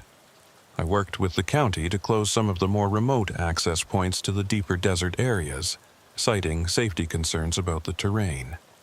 I gave presentations at schools and community centers about the dangers of hiking alone in the lava flows and the importance of staying on marked trails. I made sure that every missing person case got investigated thoroughly, and I paid attention to patterns that might suggest someone was being drawn toward the empty places. It wasn't perfect, and I knew I couldn't prevent every incident, but I was doing what I could. Daniel Ruskin recovered, at least outwardly. He finished high school and went to college in Albuquerque studying philosophy and comparative religion, trying to find frameworks that would help him understand what he'd experienced. He calls me sometimes, late at night, when the memories get too heavy and he needs to talk to someone who knows the truth. We don't talk about the specifics, don't try to analyze or explain what happened in that lava tube. We just acknowledge that we both carry something that most people don't have to carry, and sometimes that's enough. Hollis Creighton sends me a card every Christmas. Just his name and address on the return label, no message inside, but I understand what it means. We're connected now, those of us who've encountered the singers in the darkness and come back changed. We're part of a pattern that most people don't even know exists, bearing witness to truths that can't be spoken aloud without sounding insane. Orrin announced last month that he's taking a job with the state police. It's a good opportunity for him, better pay, and more chance for advancement than he'd get staying in Cibola County. But I think part of him knows there's something going on that he doesn't understand. Something about the way I've been acting since that night when I followed the tracks into the desert. He's a good deputy, good enough to recognize when his sheriff is carrying secrets that can't be shared, and smart enough to know that sometimes the best thing you can do is step away before those secrets consume you, too. I'll be hiring a new deputy soon, someone young and eager and unaware of what really lurks in the empty places of this county.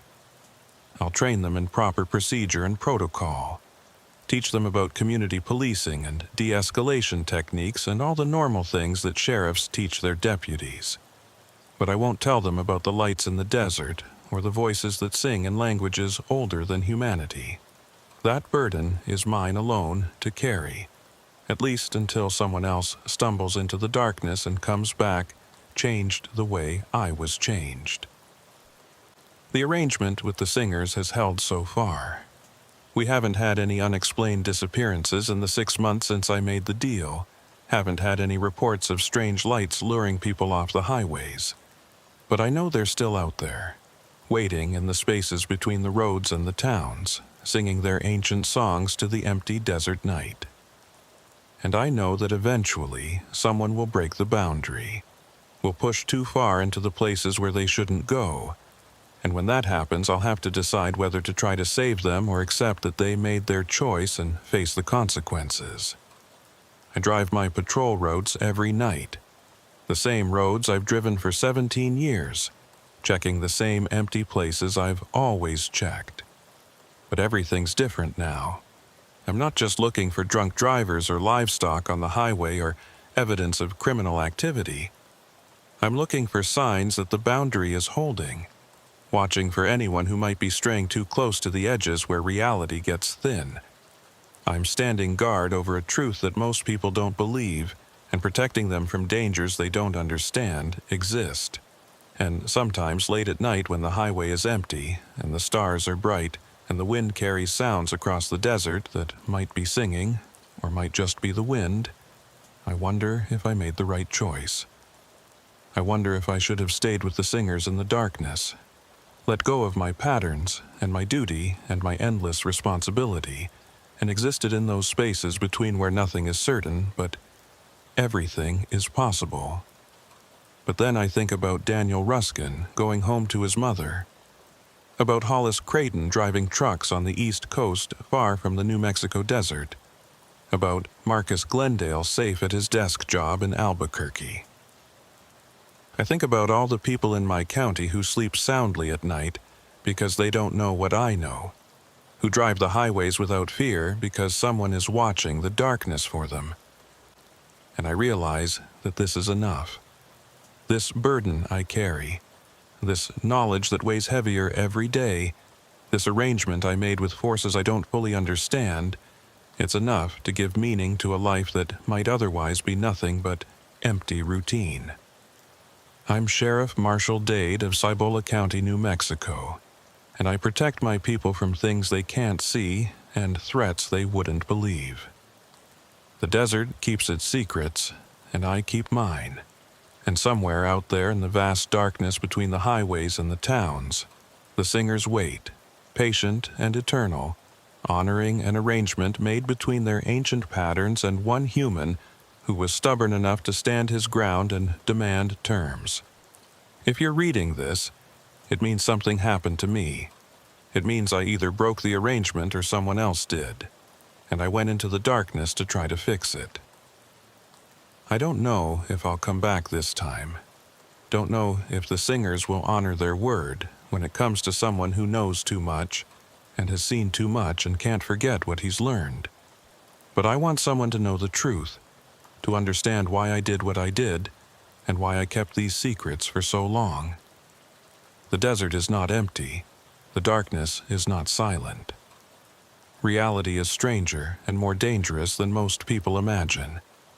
And if you ever find yourself driving through New Mexico late at night, if you see lights in the desert that don't come from any visible source, if you hear singing carried on the wind in a language you've never heard before, do not follow them.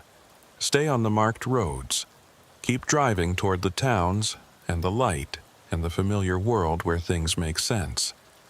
Because out there in the spaces between, in the deep desert where time moves differently, and ancient patterns still hold sway, there are things that have been waiting since before humanity learned to speak.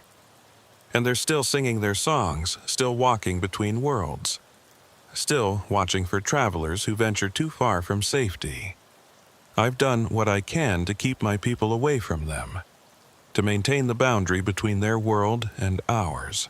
But I'm just one man, one sheriff in a county that spans thousands of square miles of emptiness. I can't watch everywhere at once, can't protect everyone from their own curiosity or their need to understand what lies beyond the ordinary. So I write this down as a warning and a testament, as proof that someone knew, someone understood, someone tried to stand between the darkness and the light and maintain the balance that keeps both worlds separate. Whether I succeeded or failed, whether the arrangement holds or collapses, at least there will be a record. At least someone will know that Sheriff Marshall Dade saw the singers in the darkness, made a deal with forces beyond human comprehension, and spent the rest of his life carrying that burden alone. The desert keeps its secrets, but this secret at least is no longer mine alone.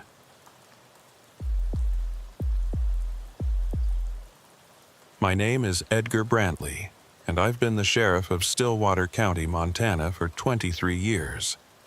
In all that time, I thought I understood the rhythms of this place, the long winters that settle over the highlands like a blanket of silence, the short summers when the mountains come alive with tourists and fishermen, the steady parade of small-town problems that make up the bulk of law enforcement work in rural America. I thought I knew every family in the county, every road and creek and abandoned homestead scattered across these mountains. I was wrong about a lot of things. It started on a Monday morning in October 2021, the kind of crisp autumn day when the aspen leaves turn gold and the air smells like wood smoke and coming snow. I was in my office in Columbus, going through paperwork from the weekend, when Deputy Vance knocked on my doorframe. He'd been with the department for 8 years, reliable and thorough, the kind of officer who dotted every I and crossed every T in his reports. "Sheriff, we got a call from Lucinda Gale up in Absaroki. Says someone left something on her porch during the night, and she's concerned about it." I looked up from the budget forms I'd been reviewing. Lucinda Gale was a widow in her early 70s, lived alone in a house on the edge of Absaroki, population maybe 1-200 on a good day. Her husband Raymond had died about 5 years back, heart attack while putting up hay on their small ranch. She was a sensible woman, not the type to call law enforcement unless something genuinely worried her. "What kind of something?" I asked. She said it's a journal or a diary, really old-looking. She doesn't know who left it, and there was no note or anything, just the book sitting on her porch when she went out to get her newspaper this morning. That was unusual. Absaroki was a quiet town where most people knew each other, and while we occasionally dealt with property disputes or domestic issues, mysterious packages left on porches weren't part of our normal routine. Still, it could be anything. Maybe a relative had dropped something off, or a neighbor was returning something borrowed years ago. But the fact that Lucinda was concerned enough to call us suggested there was more to it than that. "Tell her I'll drive up there this afternoon." I've got a meeting with the county commissioners at 11, but I should be able to get to Absaroki by 1 or 2. Yes, sir. She said she'd be home all day. The meeting with the commissioners ran long, the way they always did when budget season approached. Everyone had opinions about how law enforcement resources should be allocated, and most of those opinions came from people who'd never worked a day in the field. By the time I extracted myself and headed north toward Absaroki, it was past 2 in the afternoon. The drive gave me time to think about Lucinda Gale and her mysterious journal. Stillwater County covered about 1,800 square miles of Montana highlands, most of it mountainous terrain with small towns scattered along the valleys. Absaroki sat in the foothills of the Beartooth Mountains, surrounded by ranch land and national forest. It was the kind of place where everyone knew everyone else's business, and secrets were hard to keep. The road north from Columbus wound through rangeland and along the Stillwater River, and as I drove, I watched the landscape change from rolling prairie to steeper terrain dotted with pine and aspen. The leaves were at their peak color, brilliant gold against the dark green of the conifers and the gray-brown of the autumn grass. In another month, the first serious snow would arrive, and the whole county would settle into the quiet isolation of a Montana winter. I'd lived here my entire life, born in Columbus and raised on a cattle ranch west of town. I'd seen every season cycle through these mountains dozens of times, and I never got tired of it. Lucinda's house was a small ranch-style structure on the eastern edge of Absaroki, set back from the main road with a view of the mountains beyond. The property had once been part of a larger ranch that she and Raymond had worked together, but after his death, she'd sold most of the land and kept just the house and a couple of acres around it. Her truck was parked in the driveway when I pulled up, and I could see her watching through the front window as I approached. She met me at the door before I could knock. A thin woman with white hair pulled back in a bun and eyes that were sharp despite her age. She was wearing jeans and a flannel shirt, practical clothing for someone who'd spent most of her life doing ranch work. But I could see tension in her shoulders, a wariness that suggested whatever had been left on her porch had genuinely unsettled her. "Edgar, thank you for coming out. I know this probably seems foolish, calling the sheriff over a book, but there's something wrong about it. I can't explain it properly, but I wanted someone official to see it." "Not foolish at all, Lucinda. You said someone left it on your porch during the night." She nodded and gestured for me to follow her inside.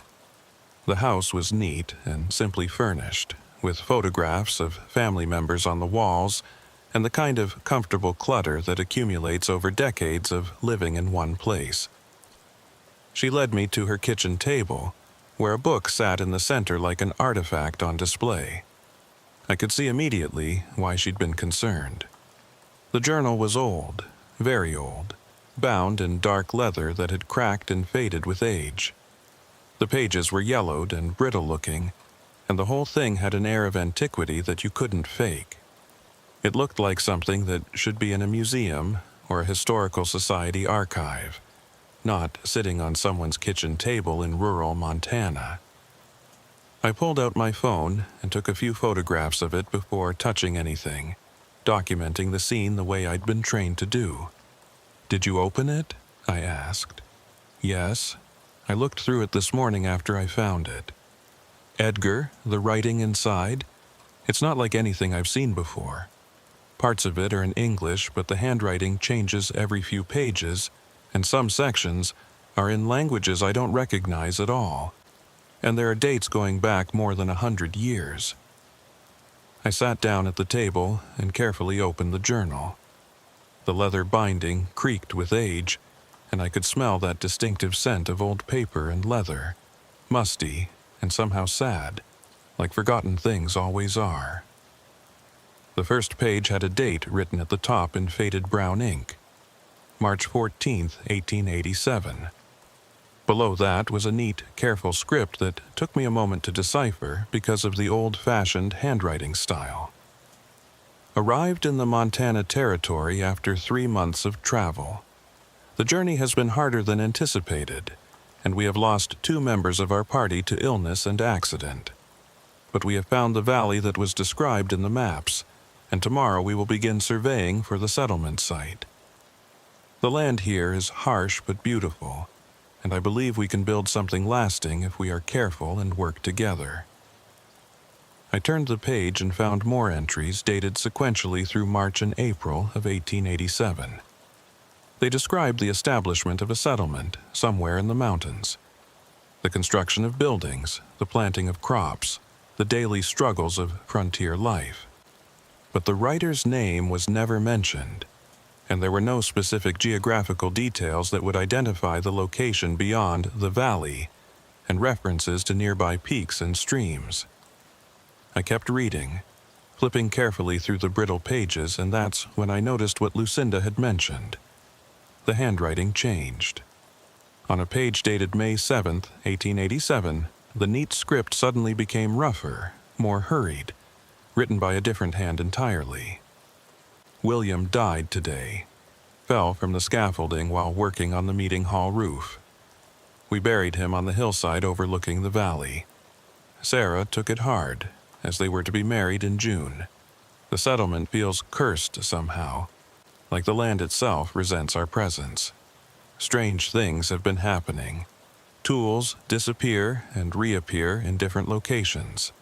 We hear sounds in the night that don't match any animal we know, and there are tracks in the mud that look almost human but wrong in ways I cannot describe. The entries continued through the summer of 1887, and the handwriting changed several more times, suggesting that multiple people had contributed to the journal. The tone grew increasingly desperate as the months passed. More people died, always in accidents that seemed just slightly too convenient, too perfectly timed. The settlement, whatever and wherever it had been, was falling apart. And then, on a page dated September 23, 1887, the entry stopped abruptly in mid-sentence. We have decided to abandon the valley. Too many have died, and those who remain are convinced that something here wants us gone. We will head south tomorrow at dawn and try to reach the territorial capital before winter sets in. May God have mercy on whoever finds this place after we... The sentence ended there, unfinished, and the rest of the page was blank. I turned to the next page, expecting it to be empty, or perhaps to find more entries from later dates if the journal had been found and reused by someone else. Instead, I found writing in a completely different style, modern and clear, dated October 18, 2021. 3 days ago, to the current sheriff of Stillwater County. You are reading this because the journal has been delivered to someone who needed to see it. The settlement described in these pages was real. It existed in a valley approximately 15 miles northwest of present-day Absaroki, in an area that is now part of the Custer-Gallatin National Forest. The people who established it came from the east, seeking to build a utopian community far from the corruption and crowding of civilization. They lasted 6 months before the valley claimed them. I felt a chill run down my spine. This entry was written 3 days ago, addressing me specifically by title, if not by name. I looked at Lucinda, who was watching my reaction carefully. "You see what I mean?" she said quietly. "That last entry wasn't there when I first looked through the journal this morning. I read through the whole thing, and it ended with that incomplete sentence from 1887. But when I went back to look at it again a couple of hours later, that new entry was there, like someone had written it while the book was sitting on my kitchen table. "That's not possible," I said, even though I was looking at evidence that suggested otherwise. "Ink doesn't just appear on paper. Someone must have written this before you received the journal.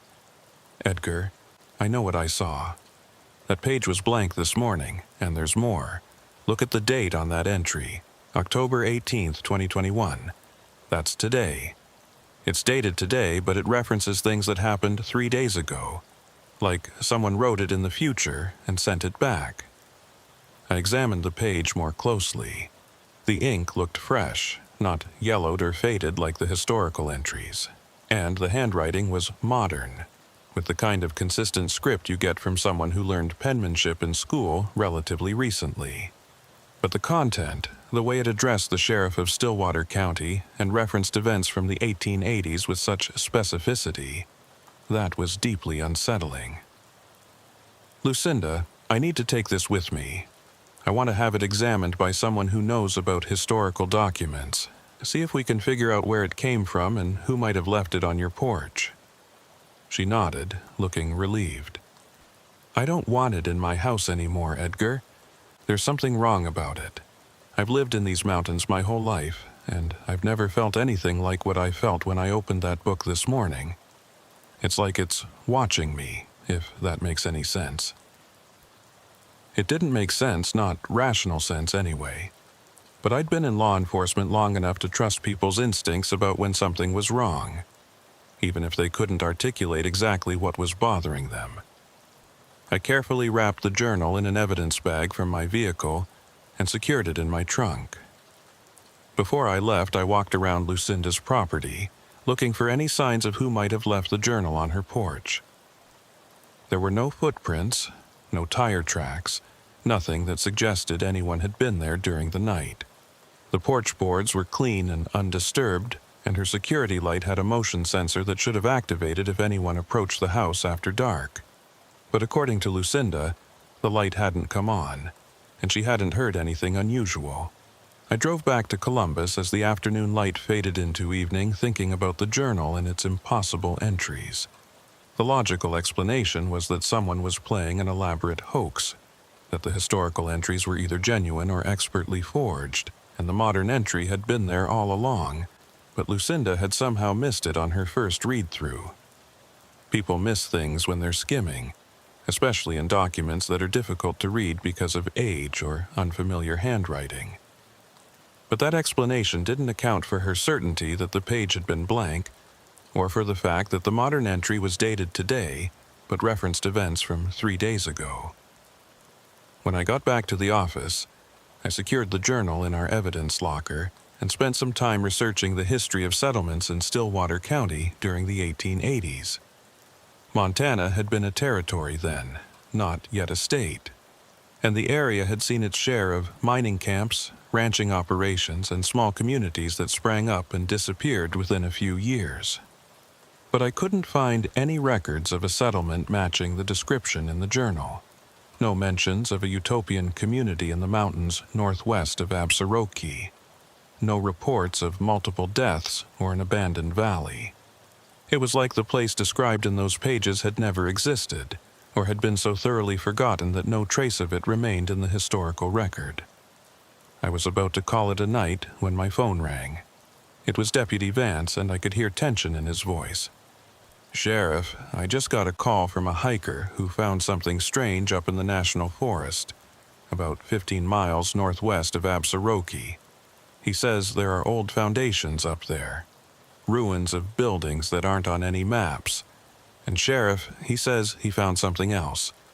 A grave marker with a date from 1887. The coincidence was too precise to ignore. I told Vance I'd meet him at the station in 20 minutes, and we'd head up there first thing in the morning with proper equipment. But as I hung up the phone, I found myself thinking about that journal sitting in our evidence locker, about the entry that shouldn't exist and the settlement that had supposedly been erased from history.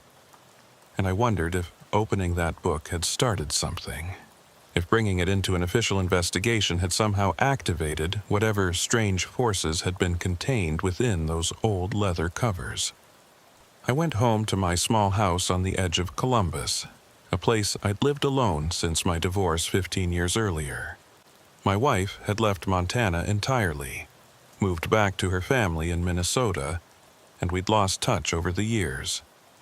I'd dated occasionally since then, but never seriously. And most nights I was content with the solitude. But tonight the house felt too quiet, too empty, and I found myself unable to settle. I kept thinking about Lucinda's words, about how the journal felt like it was watching her. I'd dismissed it as an old woman's nervousness, but now, with the news about the ruins in the forest, I wasn't so sure. Around midnight, I got up and drove back to the office. I told myself I was just going to check the evidence locker, make sure everything was secure, but I knew what I really wanted to do. I wanted to read more of that journal, wanted to see if any new entries had appeared since I'd locked it away that afternoon.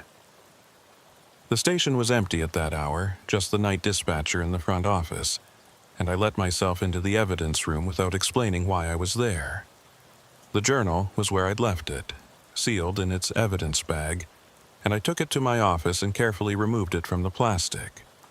I opened to the last page, the one with the modern entry dated October 18th. The writing was still there, unchanged, but below it was something new.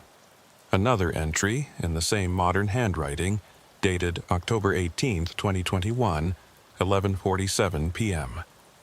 That was 13 minutes ago. Sheriff Edgar Brantley, you are reading this after midnight because you cannot let go of the mystery. You want to understand how the journal works, why it was delivered to Mrs. Gale, what connection it has to the ruins your deputy reported. I will tell you, but first you must understand something important. The journal does not create events. It records them. It documents things that have happened, are happening, or will happen in the valley where the settlement once stood.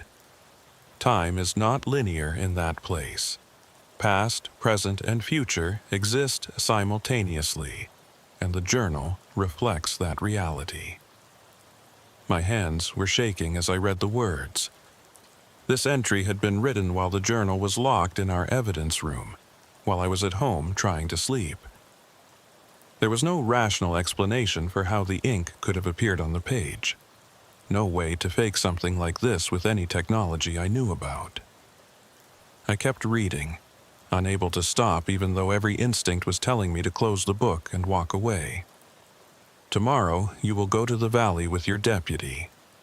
You will find the ruins of the settlement and confirm that it existed. You will find graves, 14 of them, marking the people who died there in 1887. And you will find something else.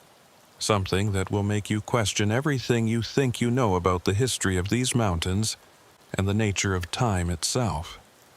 But I must warn you, Sheriff. The valley does not welcome visitors. It has its own agenda, its own purpose, and those who enter it rarely leave unchanged. The settlers in 1887 learned this too late. I hope you will be wiser. The entry ended there, and the rest of the page was blank. I sat in my office for a long time, staring at those words, trying to convince myself that there was a logical explanation. Someone was playing an elaborate trick, using technology or techniques I didn't understand to make ink appear on old paper. But who would go to such lengths? And why target Lucinda Gale, a 70-year-old widow with no obvious connection to historical settlements or mysterious valleys? I took photographs of the new entry and secured the journal back in the evidence locker. Then I sat at my desk and wrote a detailed report of everything that had happened, from Lucinda's initial call to the appearance of the new entry while the journal was in our custody. I knew how it would sound to anyone reading it, knew I was documenting something that would make me look either gullible or unstable. But I'd been trained to record facts, and these were the facts as I understood them, impossible as they seemed. When Deputy Vance arrived at the station the next morning, I showed him the journal and the new entries. He read through them carefully, his expression growing more concerned with each page. Vance was a practical man, not given to flights of imagination, and I could see him struggling to reconcile what he was reading with his understanding of how reality worked. Sheriff, I don't know what to make of this, but I spoke to the hiker again this morning, got more details about what he found up there. He says the foundations are arranged in a pattern, like they were planning a complete community with a main street and public buildings. And the grave he found, the marker, has a name on it. William Parrish, died May 7th, 1887. That matches the entry in the journal about the man who fell from the scaffolding. We gathered our equipment and headed north toward Absaroki, then into the national forest on logging roads that were barely maintained. The hiker had given us GPS coordinates for the ruins, and we followed them up into the mountains until the road ended at a trailhead. From there, it was a 2-mile hike through dense forest, climbing steadily into terrain that grew rougher and more isolated with each step. The morning was cold and clear, with frost on the ground and our breath visible in the air. By the time we reached the coordinates, it was close to noon, and we were both breathing hard from the elevation and the climb. The valley opened before us without warning, a small bowl-shaped depression surrounded by peaks on 3 sides. The forest had reclaimed most of it, but I could see what the hiker had described. Stone foundations poking through the undergrowth, arranged in neat lines that suggested streets and building plots. Scattered among the ruins were the remains of log structures, mostly collapsed, but still recognizable as human construction. And on a hillside at the eastern edge of the valley, I could see a row of wooden markers, weathered gray by more than a century of exposure but still standing. We approached slowly, documenting everything with photographs and notes. The foundations were substantial, built to last, suggesting that the settlers had intended to stay permanently. I could see where a large building had stood at the center of the planned community, probably the meeting hall mentioned in the journal. The roof would have been high enough that a fall from the scaffolding would definitely be fatal. Vance found the grave marker that the hiker had reported, and we stood looking at it for a long moment. The name was still legible despite the weathering. William Parrish, born 1859, died May 7, 1887. The date matched the journal entry exactly. "Sheriff, this doesn't make sense," Vance said quietly. "If this settlement existed, if all these people died here, how come there's no record of it? How come nobody knows about this place?" That was the question that had been bothering me since I'd first read the journal. Montana in the 1880s wasn't the wild frontier people imagined from movies. There were territorial authorities, records were kept, and the disappearance of an entire settlement would have been investigated. But somehow, this place had been completely erased from history, existing now only in an impossible journal, and these forgotten ruins in a valley that maps didn't show. I was about to suggest we head back and call in the State Historical Society when I saw something that made me freeze. There was another grave marker at the end of the row, newer than the others, with fresh carving that looked like it had been done recently. I walked over to it, Vance following close behind, and we both stared at the inscription. Tobias Keene, born 1978, died October 19th, 2021. That was tomorrow. The marker was dated tomorrow, and I knew, with absolute certainty that made no logical sense, that Tobias Keene was about to arrive in this valley, and whatever had killed the settlers in 1887 was going to kill him too. The journal wasn't just recording the past, it was recording the future. And we were standing in the middle of something that existed outside normal time, in a place where past and future bled together, and death followed a pattern that repeated across centuries. We stood in front of that grave marker for what felt like hours, but was probably only minutes, both of us trying to process what we were seeing. A headstone dated tomorrow for a man who was presumably still alive today. Deputy Vance pulled out his phone and started checking for signal, but this far into the mountains, there was nothing. We'd need to hike back to the trailhead before we could make any calls. "Sheriff, we need to find this Tobias Keene. If someone's planning to kill him, if this marker is some kind of threat or warning, we need to locate him and make sure he's safe." I nodded, but I was thinking about the journal and its impossible entries, about how the writing appeared on pages that had been blank moments before. This wasn't a threat carved by someone planning a murder. This was something else entirely. something that suggested the death had already happened from the valley's perspective, even though from ours it was still a day away. Time didn't work normally here, and that meant standard law enforcement procedures might not apply.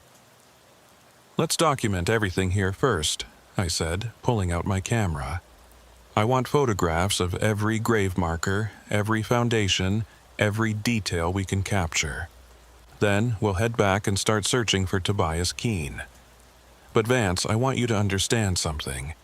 This isn't a normal investigation.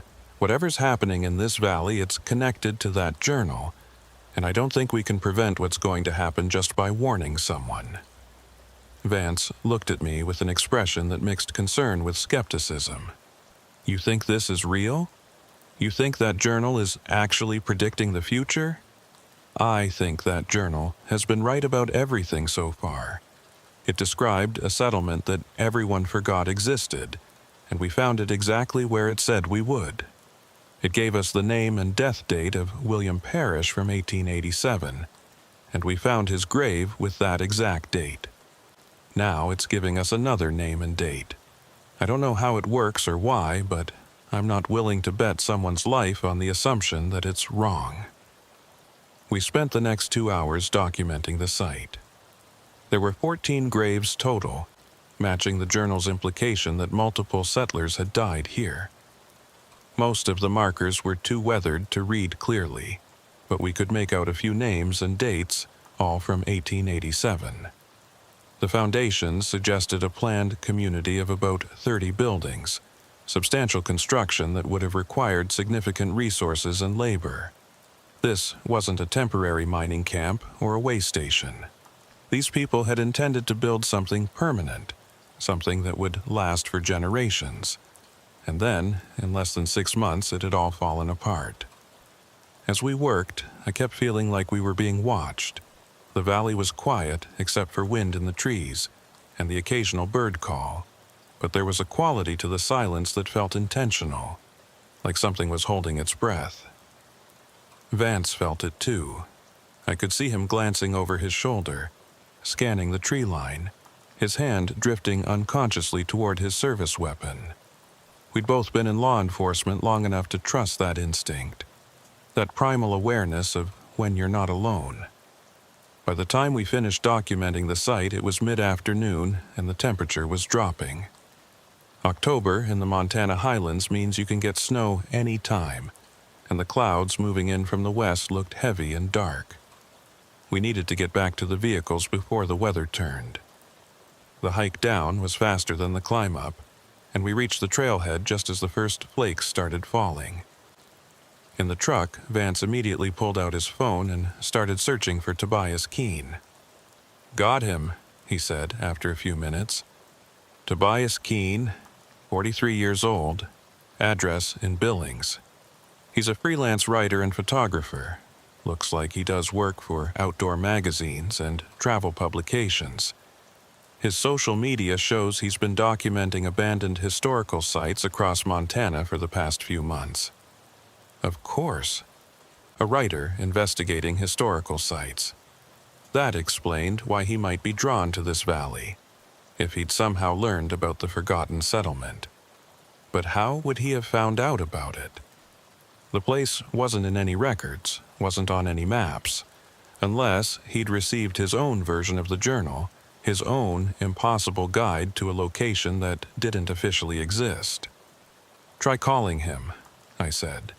"See if you can reach him before he heads up here."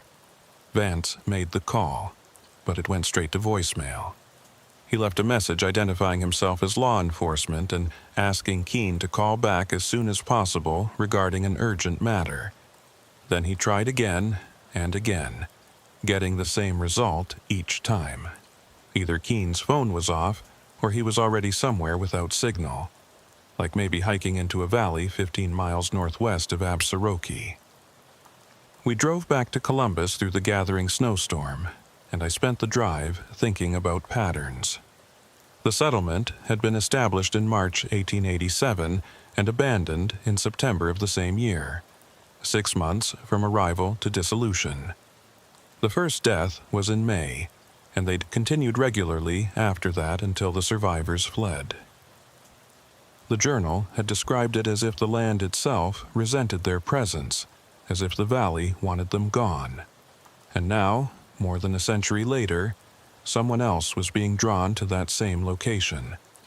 And according to a grave marker that shouldn't exist, he was going to die there tomorrow.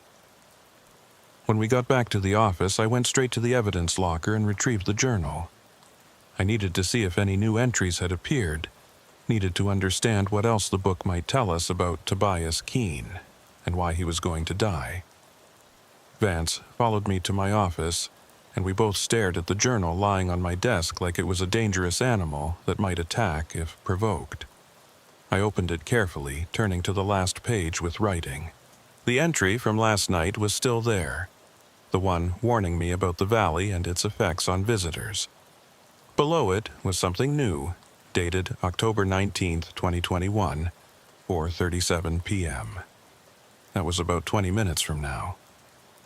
Sheriff Edgar Brantley will attempt to prevent Tobias Keene's death by warning him away from the valley. This will fail. Keene received his own journal 3 weeks ago, delivered to his apartment in Billings with no indication of sender or origin. The entries in his journal detailed the settlement's history and provided coordinates for the valley. Unlike the sheriff's journal, Keene's version included specific instructions. Come alone, come on October 19th, document what you find. He has been planning this trip for weeks and will not be dissuaded by warnings from law enforcement that he will interpret as attempts to prevent his investigation. I checked my watch. 4:18 p.m. According to this entry, in less than 20 minutes, I would try to contact Keene and fail to stop him. The journal was predicting my own actions now, describing the future as if it had already happened. I looked at Vance, who was reading over my shoulder, his face pale. "This is impossible," he said quietly. "Journals don't predict the future. They don't write themselves. This has to be some kind of elaborate hoax. Then explain the graves.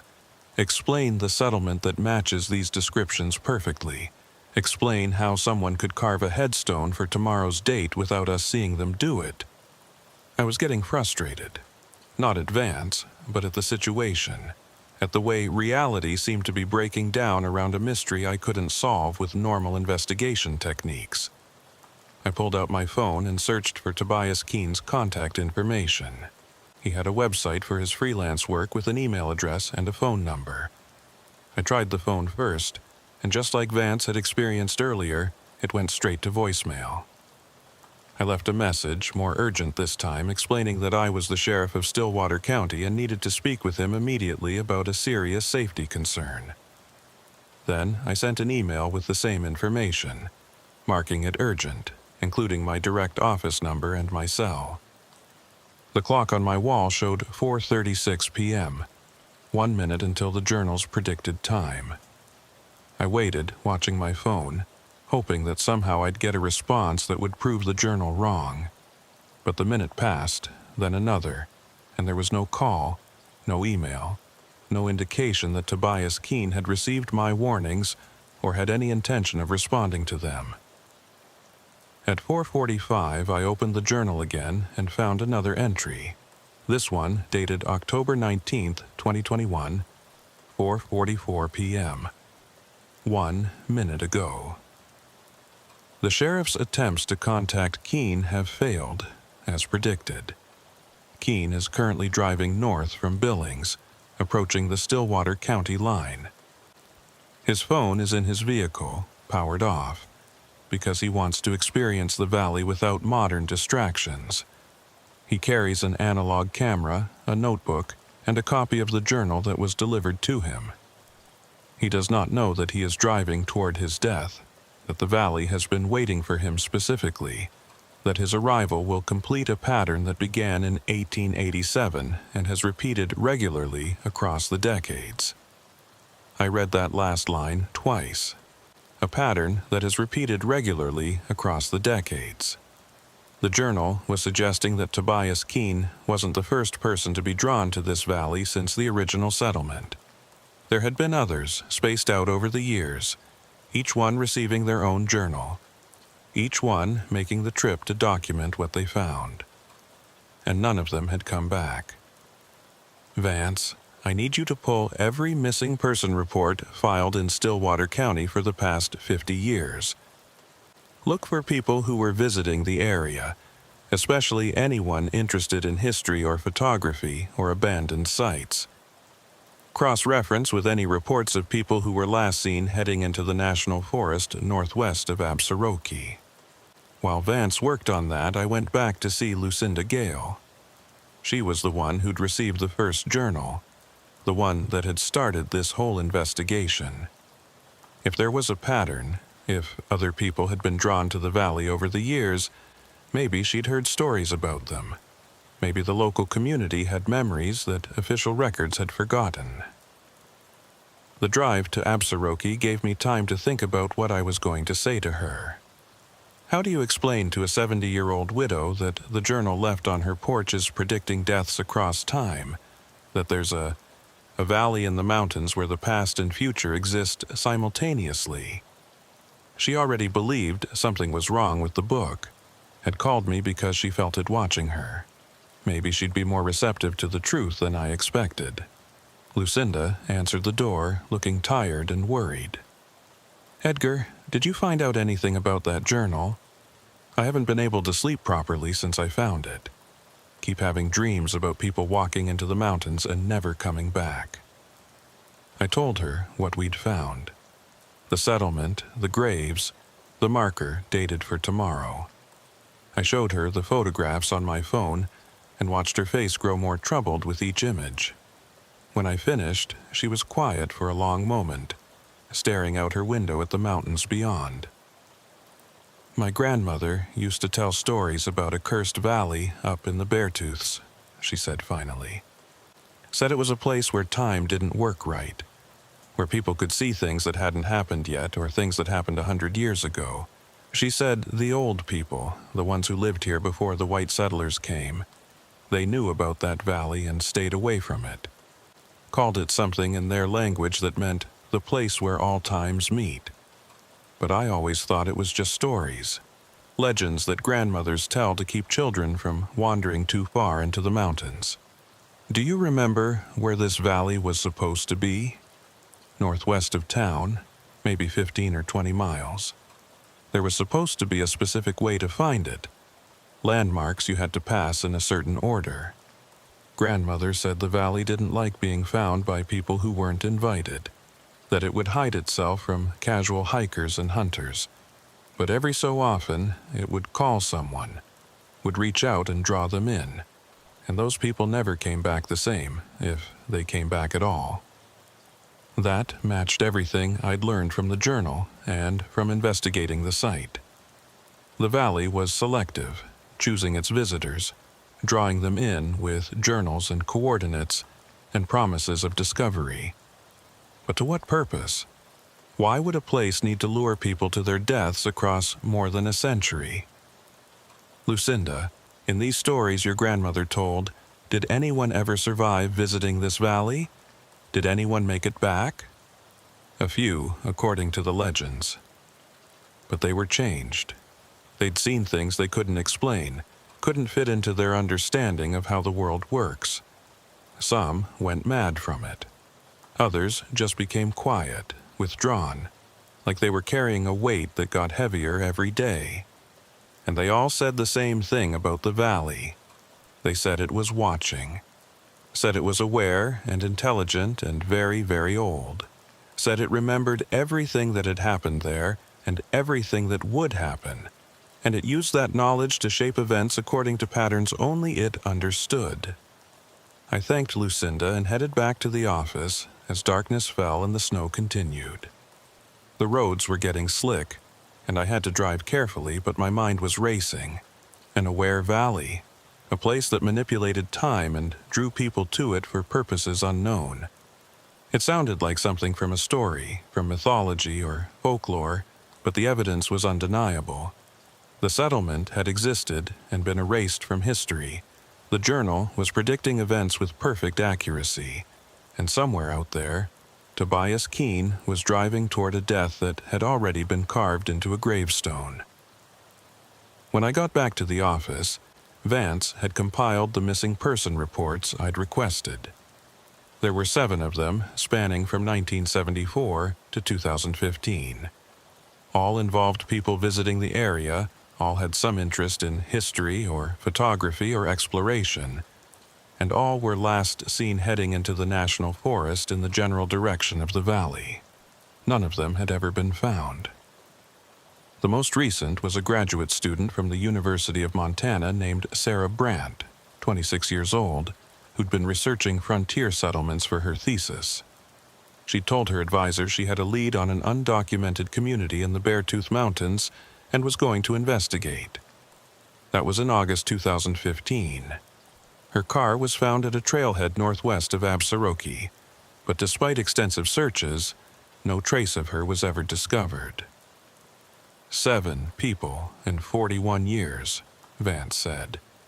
That's roughly 1 every 6 years. If the pattern holds, we should have had another disappearance around 2021. Tobias Keene, I said. He's the next one. The valley draws someone in every 6 years or so, and this year it's him. But why? What does the valley want with these people? I didn't have an answer to that, but I knew we were running out of time. According to the grave marker, Keene would die on October 19th, which was tomorrow. If he was driving from Billings today, he'd probably arrive at the trailhead tonight or early tomorrow morning. That gave us maybe 12 hours to find him and somehow prevent his death, despite what the journal said about my attempts to warn him failing. I opened the journal again, and this time I didn't just read the entries. I studied them, looking for patterns, for any clue about how the valley operated and what it wanted. The historical entries from 1887 described accidents, each one seeming random but happening with suspicious regularity: falls, illnesses, equipment failures, each one claiming another life until the survivors couldn't take it anymore and fled. But the modern entries, the ones appearing in real time, they suggested something more deliberate. The valley wasn't just dangerous, it was orchestrating events, manipulating circumstances to ensure specific outcomes. As I read, a new entry appeared on the page I was looking at. The ink seemed to materialize out of nothing, forming words in that same modern handwriting. I watched it happen, watched the letters take shape like they were being written by an invisible hand. The entry was dated October 19th, 2021, 8:23 p.m. That was now, this exact moment. Sheriff Edgar Brantley is beginning to understand the nature of the valley, but understanding will not help him save Tobias Keene. The pattern must complete. Keene will arrive at the valley at dawn tomorrow, and will enter it alone. He will find the ruins, will document them with his camera and his notebook. He will be thorough and careful, will follow all safety protocols, will do nothing reckless or foolish. And at 2:47 p.m. on October 19th, 2021, he will die in exactly the same location where William Parrish died on May 7th, 1807. The same spot, separated by 134 years, connected by a pattern that the valley requires. His death is not random, it is necessary. I stared at those last 2 words. His death is necessary. Not accidental, not unfortunate, but necessary. The valley needed these deaths, needed them to follow a specific pattern across time. But why? What could possibly require people to die in the same location at regular intervals? Vance, we need to get to that valley tonight. If Keene is going to arrive at dawn, we need to be there first. We need to try to stop this. Sheriff, the journal said your attempts to warn him would fail. What makes you think we can prevent his death if we can't even get him to acknowledge our warnings? Because I'm not going to warn him. I'm going to physically stop him from entering the valley. If the pattern requires him to die at a specific time and place, then maybe we can break the pattern by making sure he never gets there. It was a long shot, and I knew it.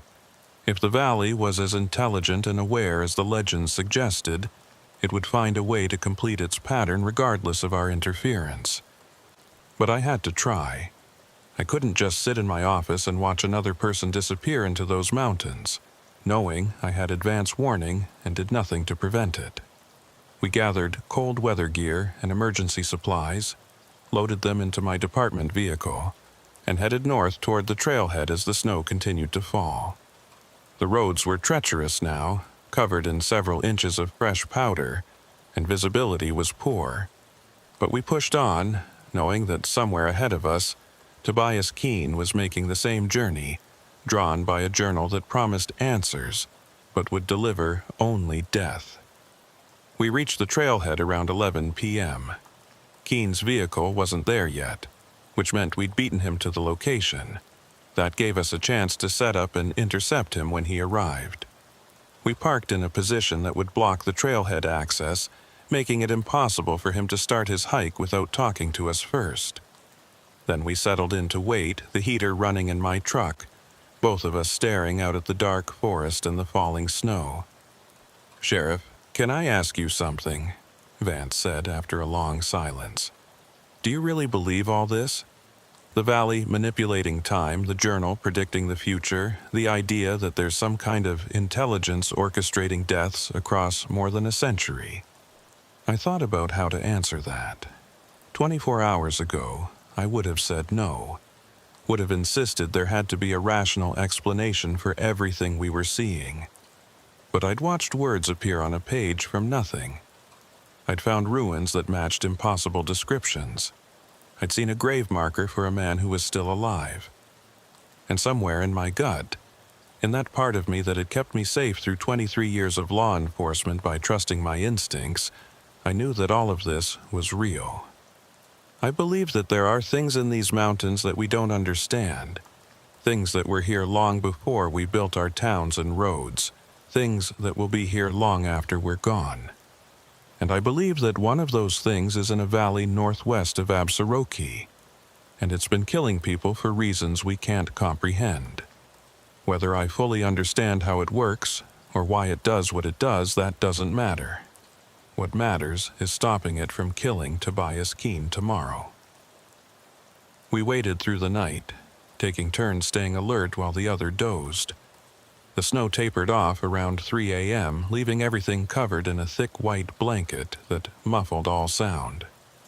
The silence was profound, broken only by the occasional crack of a branch under snow weight or the distant call of an owl. And through it all, I kept thinking about that journal entry, about how Keene's death was necessary, about patterns that required completion. What kind of pattern needed human deaths at regular intervals? What was the valley building or maintaining that required such sacrifice? Dawn came slowly, the sky lightening from black to gray to pale blue. And just as the sun was touching the peaks to the east, I saw headlights approaching on the access road. A single vehicle, moving slowly through the snow, heading directly for the trailhead. Tobias Keene had arrived, right on schedule, just like the journal had predicted. And now it was up to me to break a pattern that had been running for more than a century. The vehicle that pulled up to the trailhead was a dark green Subaru, practical for mountain roads and weather, exactly the kind of car someone doing field research would drive. It parked about 20 yards from my truck, and I could see the driver sitting inside for a moment, probably checking his gear and preparing for the hike. Vance and I got out and walked toward the Subaru, both of us in full uniform with our badges visible. I wanted Tobias Keene to understand immediately that this was an official law enforcement contact, not a casual encounter with other hikers. The driver's door opened and a man climbed out, medium height and build, wearing hiking boots and a heavy jacket, a camera bag slung over his shoulder. He had the kind of face that suggested he spent a lot of time outdoors, weathered but healthy. with sharp eyes that took in the situation quickly. When he saw our uniforms, his expression shifted from neutral to wary. "Can I help you, officers?" His voice was calm, but I could hear the edge of concern underneath. People who've done nothing wrong still get nervous when law enforcement approaches them in isolated locations. "Mr. Keene," Tobias Keene from Billings. I kept my voice professional, non-threatening, the tone I'd use for a welfare check or a routine inquiry. "That's me. Is there a problem?" "I'm Sheriff Edgar Brantley of Stillwater County, and this is Deputy Vance. We need to talk to you about where you're planning to hike today." Keene's expression hardened slightly. "I have every right to access public lands. The National Forest is open to the public, and I haven't broken any laws." "No one's saying you have, Mr. Keene.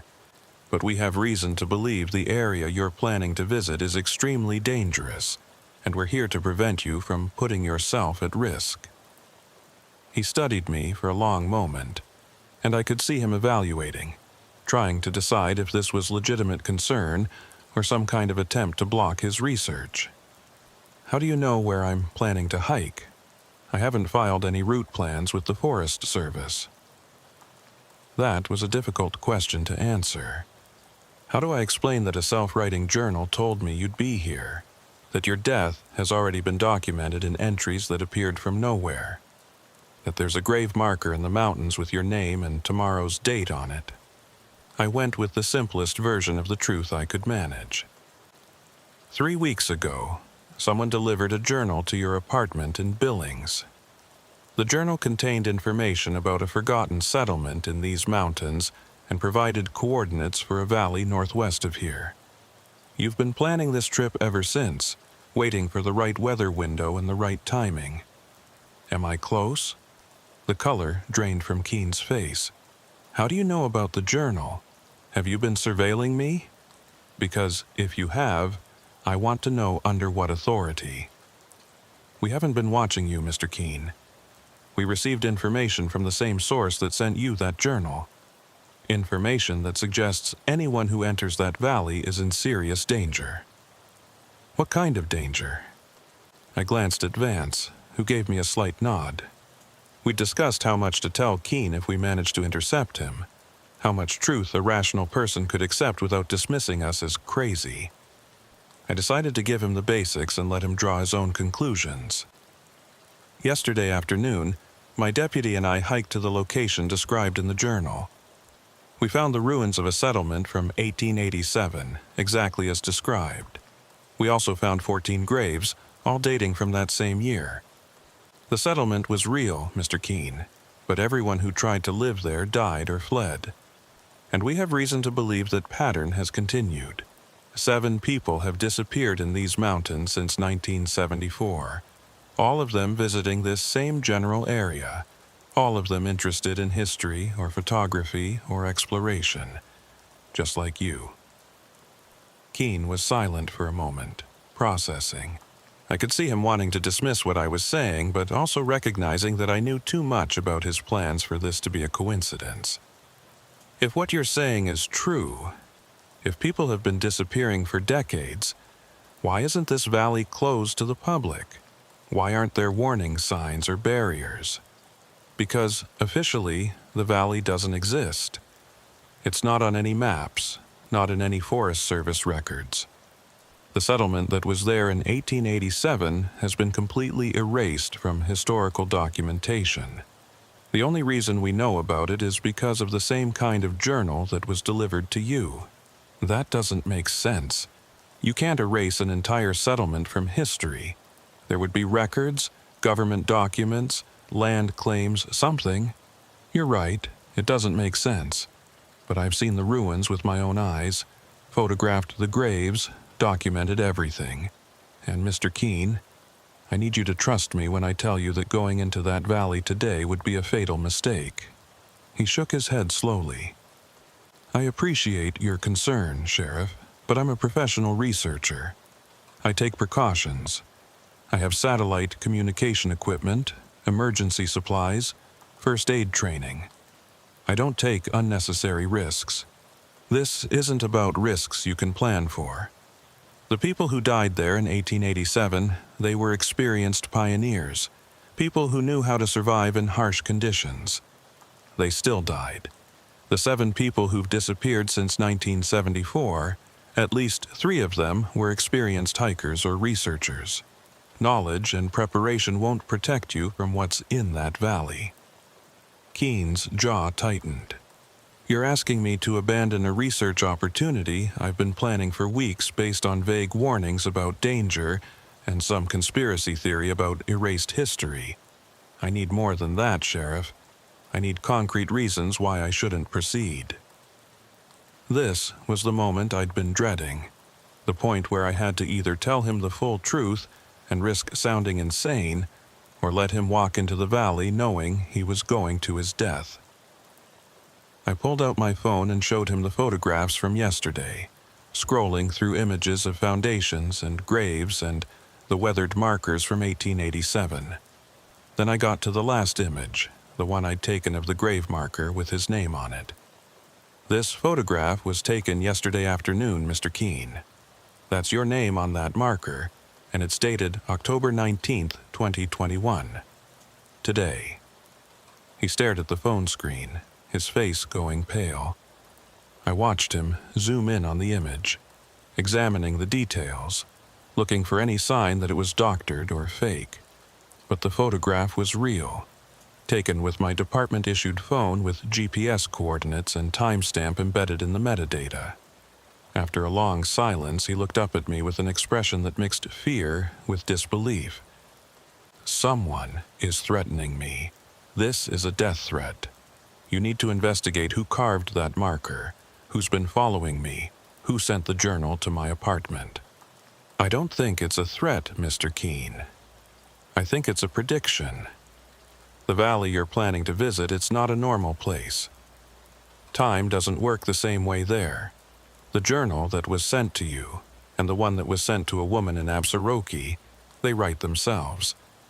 Entries appear on blank pages describing events that haven't happened yet with perfect accuracy.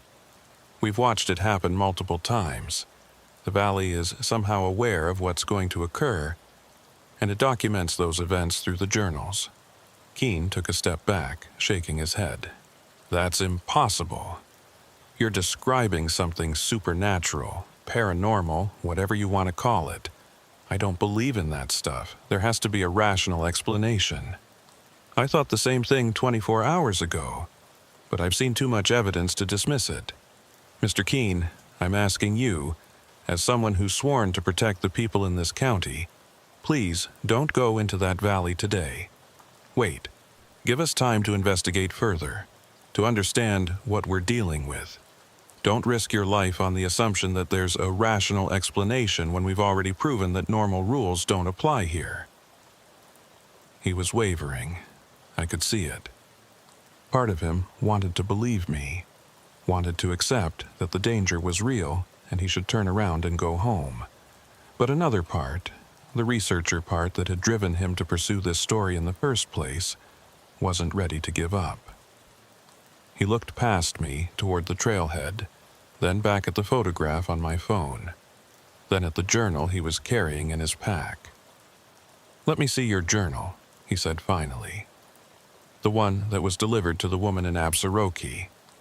If what you're saying is true, if entries really are appearing spontaneously, I want to see it for myself." I hesitated. The journal was evidence in an active investigation, and department policy said I shouldn't be showing it to civilians. But this wasn't a normal investigation, and Tobias Keen wasn't exactly a civilian when his life was directly at stake. I went back to my truck and retrieved the journal from the evidence bag where I'd stored it, then brought it over and opened it to the most recent entries. Keen read through them carefully, his expression growing more troubled with each page. These entries, they're describing your actions, your investigation. They're written as if they've already happened, but some of them are dated yesterday and today. That's right. And if you look at the timestamps, you'll see that some of them appeared while the journal was locked in our evidence room. No one had access to it, no one could have written in it, but the entries appeared anyway.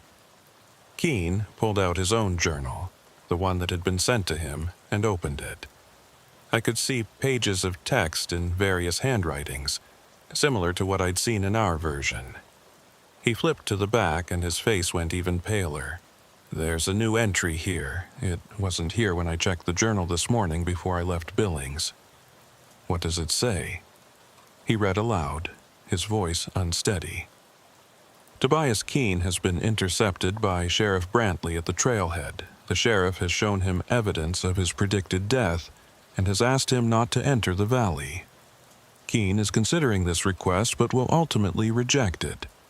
His need to understand, to document, to uncover hidden truths is stronger than his fear of death. He will enter the valley at 8:47 a.m., approximately 1 hour from now, and will proceed to the settlement ruins. He will spend the morning photographing and documenting the site. At 2:47 p.m., he will be standing at the location where the main meeting hall once stood, examining the foundation stones. That is when and where he will die, in the exact spot where William Parrish died on May 7, 1887. The silence that followed was profound. We all understood what we'd just heard. The journal was predicting that despite my warnings, despite the evidence I'd shown him, Tobias Keene was going to enter the valley anyway. And more than that, it was predicting the specific time and location of his death. The pattern would complete, just as it had completed 7 times before over the past 4 decades. "This can't be real," Keene whispered. "You're telling me that my death is predetermined? That no matter what I choose, I'm going to die today at 2:47 p.m.? I'm telling you that the journal has been right about everything else. It predicted you'd be here, predicted I'd try to stop you, predicted you'd see the evidence and still consider going. If it's right about those things, we have to assume it might be right about the rest. But that means I have no free will. It means my choices don't matter. Or it means you still have a choice, but the journal knows what choice you're going to make. Mr. Keene, you can prove it wrong. You can get in your car right now, drive back to Billings and never come back here. That would break the pattern, prove that the future isn't fixed." He looked at his journal again, then at the trailhead, then back at me.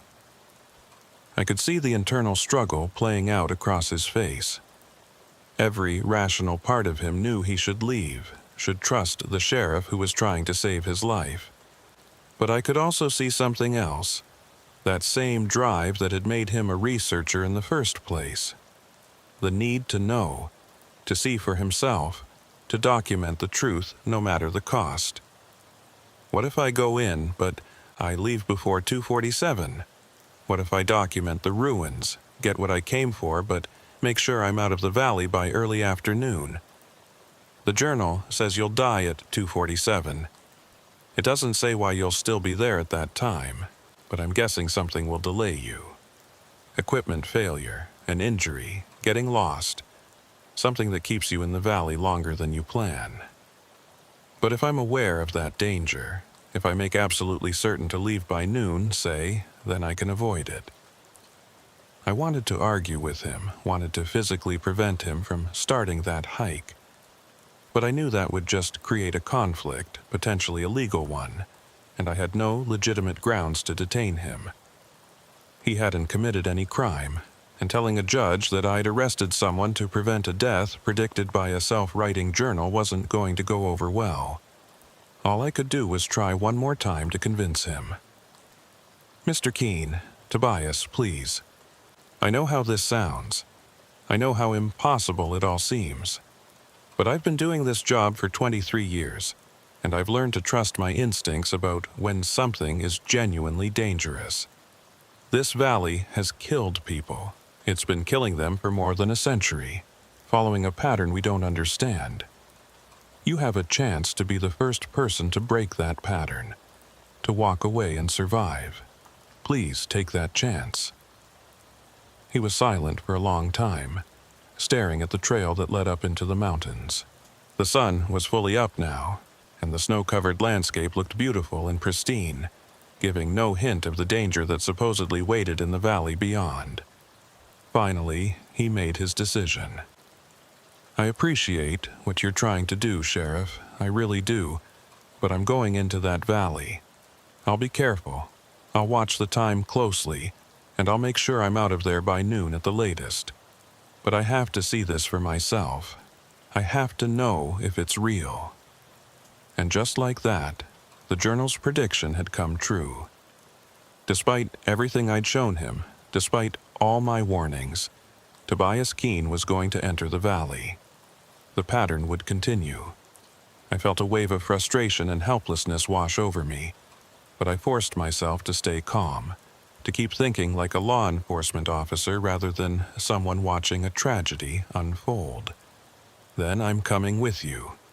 If you're determined to do this, at least let me be there to help if something goes wrong." Keene shook his head. "The journal said I'd enter alone. If you come with me, we're changing the variables, potentially making things worse. Besides, Sheriff, with all respect, this is my research and my risk. You've done your duty by warning me. Now I need to do mine by documenting what's there." Before I could argue further, he shouldered his pack and started walking toward the trail. I called after him, but he didn't stop, didn't look back.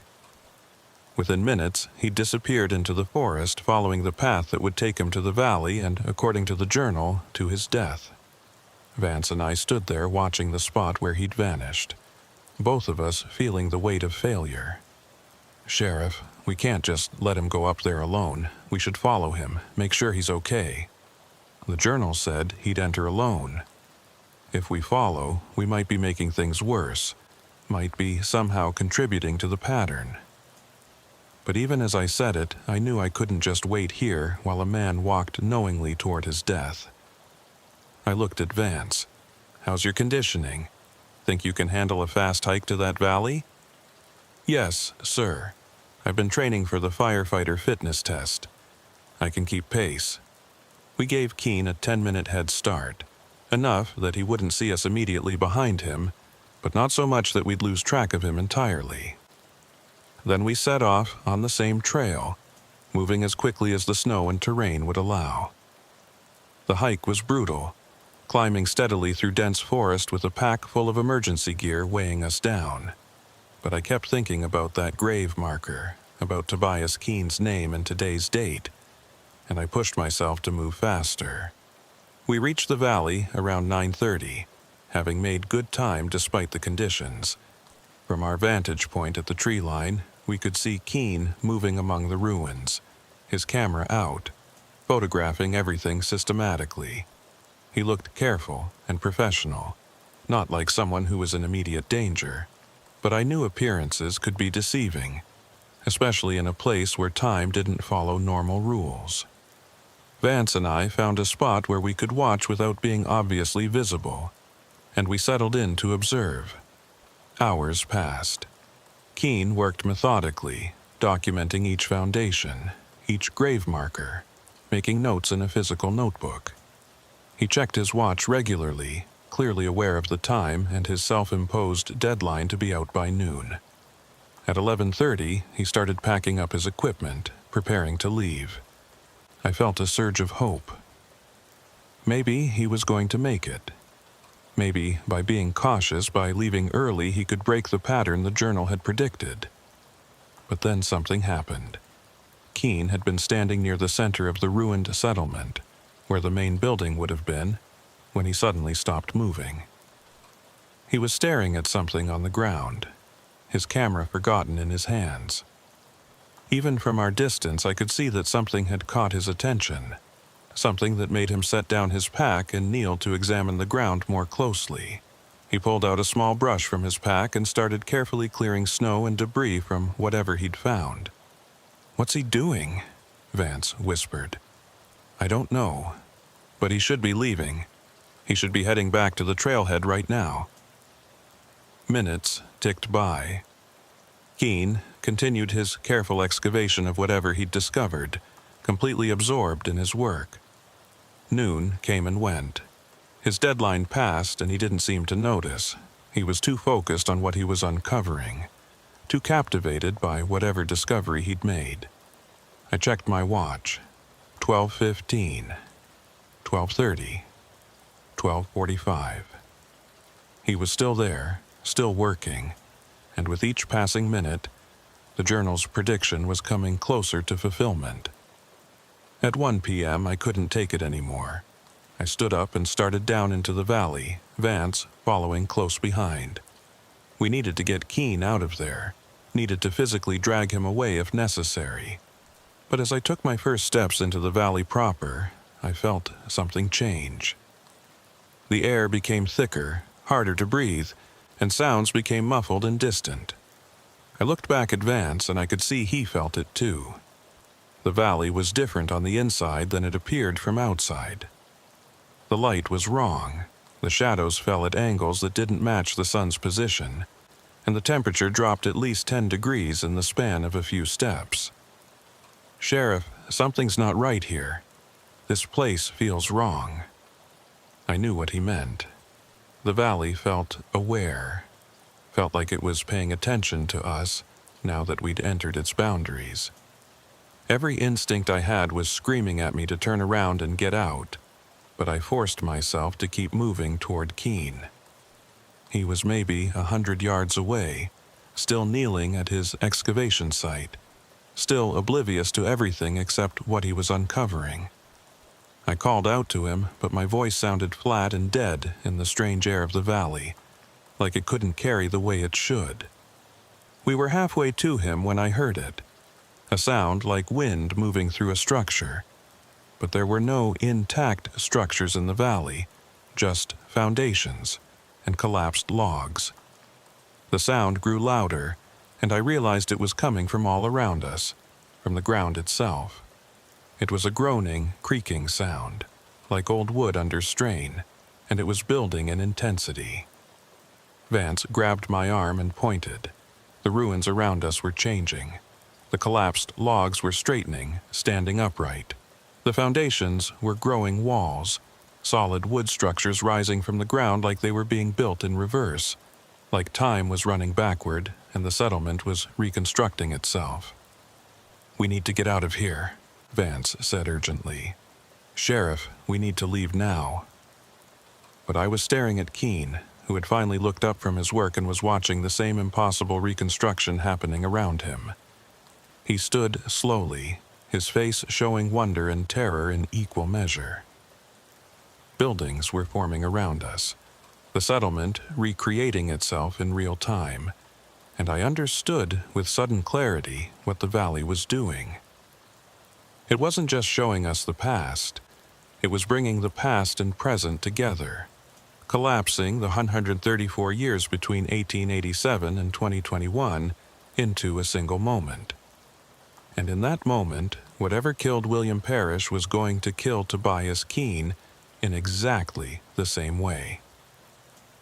I started running toward Keene, shouting his name, but the distance between us seemed to stretch and expand. Every step I took moved me forward, but also somehow kept me the same distance away, like I was running on a treadmill that matched my speed. Behind me, I could hear Vance calling out, but his voice sounded like it was coming from miles away instead of just a few feet behind me. The valley was manipulating space and time, ensuring that the pattern would complete, that nothing would interfere with what was about to happen. I checked my watch, 2:45 p.m. 2 minutes until the predicted time of death. 2 minutes to somehow break a pattern that had been running for more than a century. The buildings continued rising around us, solid and real, constructed from the temporal fabric of the valley itself. I could see people now, translucent figures moving through the reconstructed settlement like ghosts or memories made visible.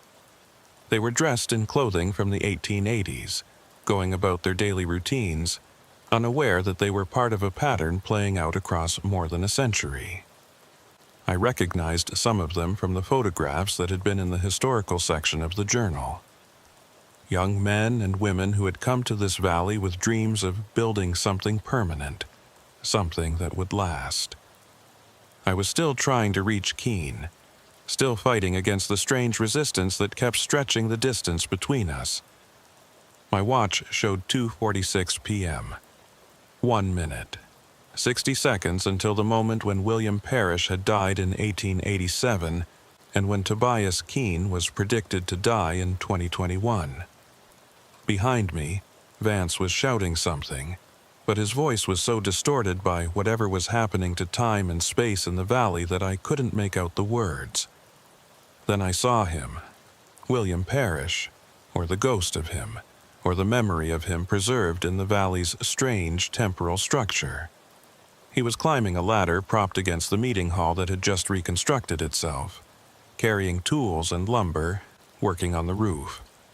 In the exact same location, superimposed over the same space but separated by 134 years, Tobias Keene was standing with his camera, photographing something on the ground, completely unaware of the figure climbing above him. I understood in that moment what was about to happen. The valley wasn't going to kill Keene directly.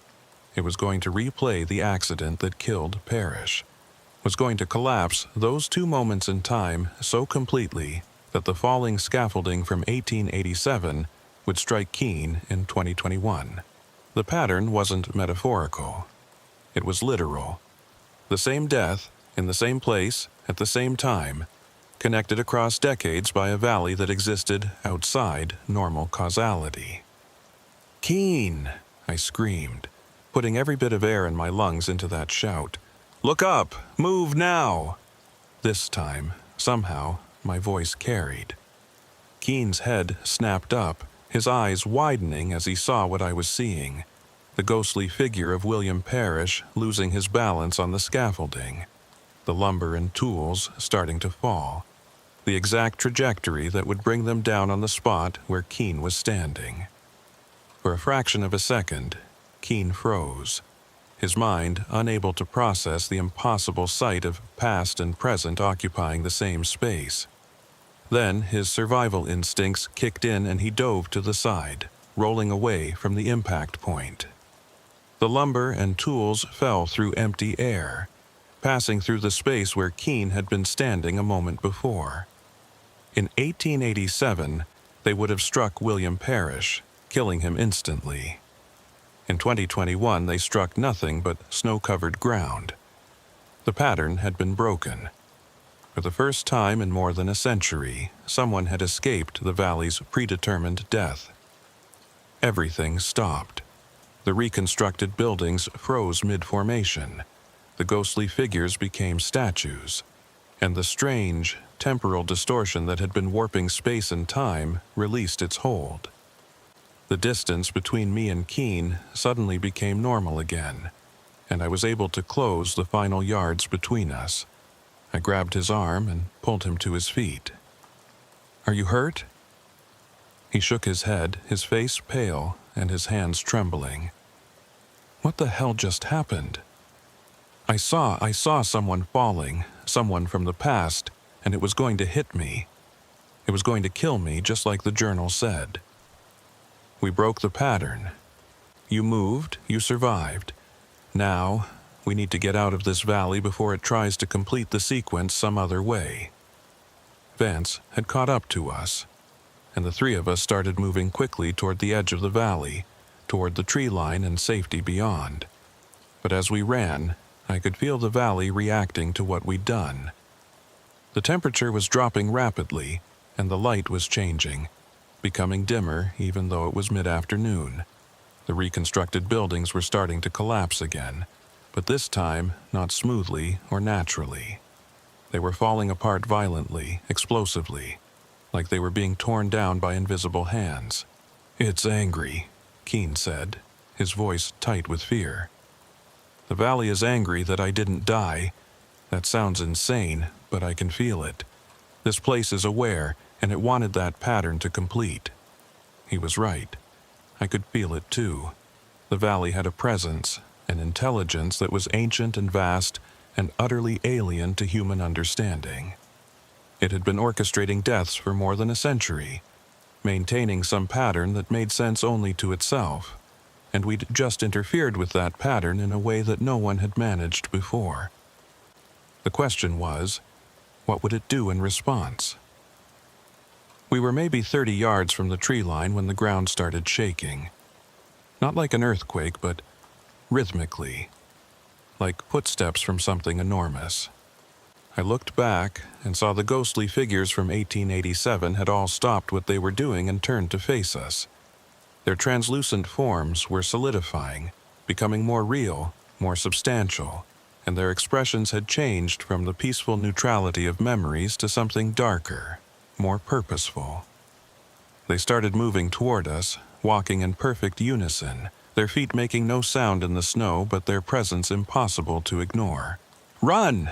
I shouted, and we sprinted for the tree line. Behind us, the ghostly settlers were accelerating, closing the distance with impossible speed. They weren't running, weren't showing any sign of effort, but they were covering ground faster than should have been possible.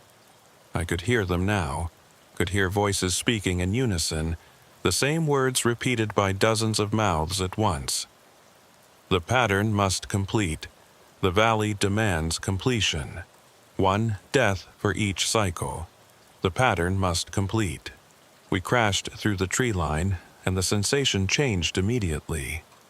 It was like breaking through a membrane, like passing from one world into another.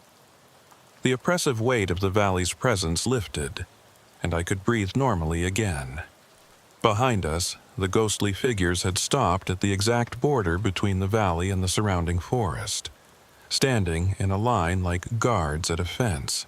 They couldn't or wouldn't cross that boundary, couldn't pursue us beyond the valley's limits.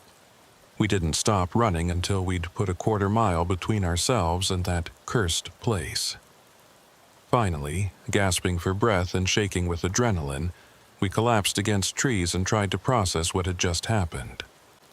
Keen was staring back toward the valley, his face showing a mixture of terror and fascination. I need to document this. I need to tell people about what's there. A place where time doesn't work normally, where the past can reach out and kill people in the present, where deaths follow patterns across centuries. This is the most significant discovery in I don't even know. History? Physics? This changes everything we understand about reality. I grabbed his shoulder, forcing him to look at me instead of back at the valley. "Mr. Keen, listen to me very carefully. No one can know about this. No one can write about it, publish research on it, or draw attention to it. If word gets out that there's a valley in these mountains where impossible things happen, where you can see the past and interact with it, how many people do you think will come here? How many researchers and curiosity seekers and thrill seekers will try to enter that valley? But that's exactly why people need to know, so they can stay away, so they can avoid what I almost experienced. They won't stay away. Humans don't work like that. Tell them a place is dangerous and some of them will see it as a challenge. Tell them a place is impossible and some of them will need to prove it for themselves. The valley has been drawing people to it for decades, one at a time, following some pattern we don't understand. If we advertise its existence, if we make it famous, how many more people will it be able to draw in? How many more deaths will complete its pattern? Keen was silent for a long moment. I could see him struggling with the implications of what I was saying. As a researcher, his entire purpose was to discover truths and share them with the world. But as someone who had just barely escaped death, he also understood the danger of giving that valley more victims to choose from. "What do you suggest?" he asked finally. "I suggest you go home to Billings. Write about any of the other historical sites you've researched. But this valley, this settlement, you forget about them. You never mention them to anyone. The journal you received, you give it to me, and I'll make sure it's secured where no one else can find it. We let this place fade back into the obscurity it's had for the past century, and we hope that by breaking the pattern today, we've somehow disrupted whatever cycle it was following. And if it just starts up again, if it draws someone else here in another 6 years? That was the question that was haunting me too. We'd saved Tobias Keene, but had we actually stopped the valley's pattern, or just delayed it? Would the valley continue trying to complete the death it had been denied, or would it move on to selecting another victim for another cycle? I didn't have answers, and I wasn't sure anyone did. We made our way back to the trailhead in silence, each of us lost in our own thoughts about what we'd witnessed. When we reached the vehicles, Keene retrieved his journal from his Subaru and handed it to me without a word. I could see the struggle on his face, the desire to keep it as evidence, to have proof of what had happened. But he also understood that some knowledge was too dangerous to preserve. "Sheriff, I have one question before I go. Why do you think the valley does this? What's the purpose of the pattern of killing people at regular intervals?" I'd been thinking about that same question since I'd first seen the grave marker with his name on it. I don't know for certain, but I've been sheriff of this county for 23 years, and one thing I've learned is that old places have old purposes. That valley was significant to the people who lived here before European settlement. Lucinda Gale's grandmother said the indigenous peoples called it the place where all times meet. Maybe the pattern, the deaths, maybe they're part of something that was established thousands of years ago. A price that has to be paid, a sacrifice that keeps some balance we don't understand. Or maybe the valley is just cruel and alien and operates according to logic that human minds can't comprehend. Either way, I don't think we're meant to understand it. I think we're just meant to stay away from it. Keene nodded slowly. "What will you do with the journals? With the evidence of what happened here?" "I'll keep them secure. Document everything in case someone needs to know in the future. But make sure it doesn't become public knowledge. And I'll watch for any signs that the valley is reaching out again, trying to draw in another victim. If it does, maybe we'll be better prepared to stop it." We shook hands, and Keene climbed into his Subaru. Before he drove away, he rolled down his window and looked at me one more time. "Thank you, Sheriff, for believing me, for following me into that valley, for saving my life. I know you risked a lot to do that. It's my job. Protecting people, even from threats they don't understand or believe in, that's what I signed up for." I watched him drive away, heading back toward Billings and hopefully a normal life that didn't include cursed valleys and temporal anomalies. Then Vance and I made our own way back to Columbus, not speaking until we were almost at the county line. "Sheriff, what do we put in our report about today?" That was the question I'd been dreading. How do you document in an official record that you witnessed the past and present occupying the same space? That you saw ghostly figures from 1887 trying to kill a man in 2021? That you intervened in a pattern that had been running for more than a century? The truth would get us both sent for psychiatric evaluation, but a lie would leave no record of what had really happened. We tell the truth, but we frame it carefully. We write that we investigated a potential historical site in the National Forest. We found ruins of a settlement from the 1880s that wasn't in official records. We encountered Tobias Keene doing research at the same location. We determined that the site was unstable and dangerous, potentially subject to rock slides or structural collapses, and we recommended that it be closed to public access. That's all true, in the broadest sense. What about the journals, the predictions, the way time worked differently in that valley? Those go in a separate report, one that gets sealed and filed under my authority as sheriff. If something happens to me, if I die or disappear, someone will eventually open that sealed report and find the full truth. But for now, it stays between us and stays out of the official record. Vance nodded, understanding the necessity of the deception even if he didn't like it. We were law enforcement officers, trained to document facts and evidence. but some facts were too dangerous to make public.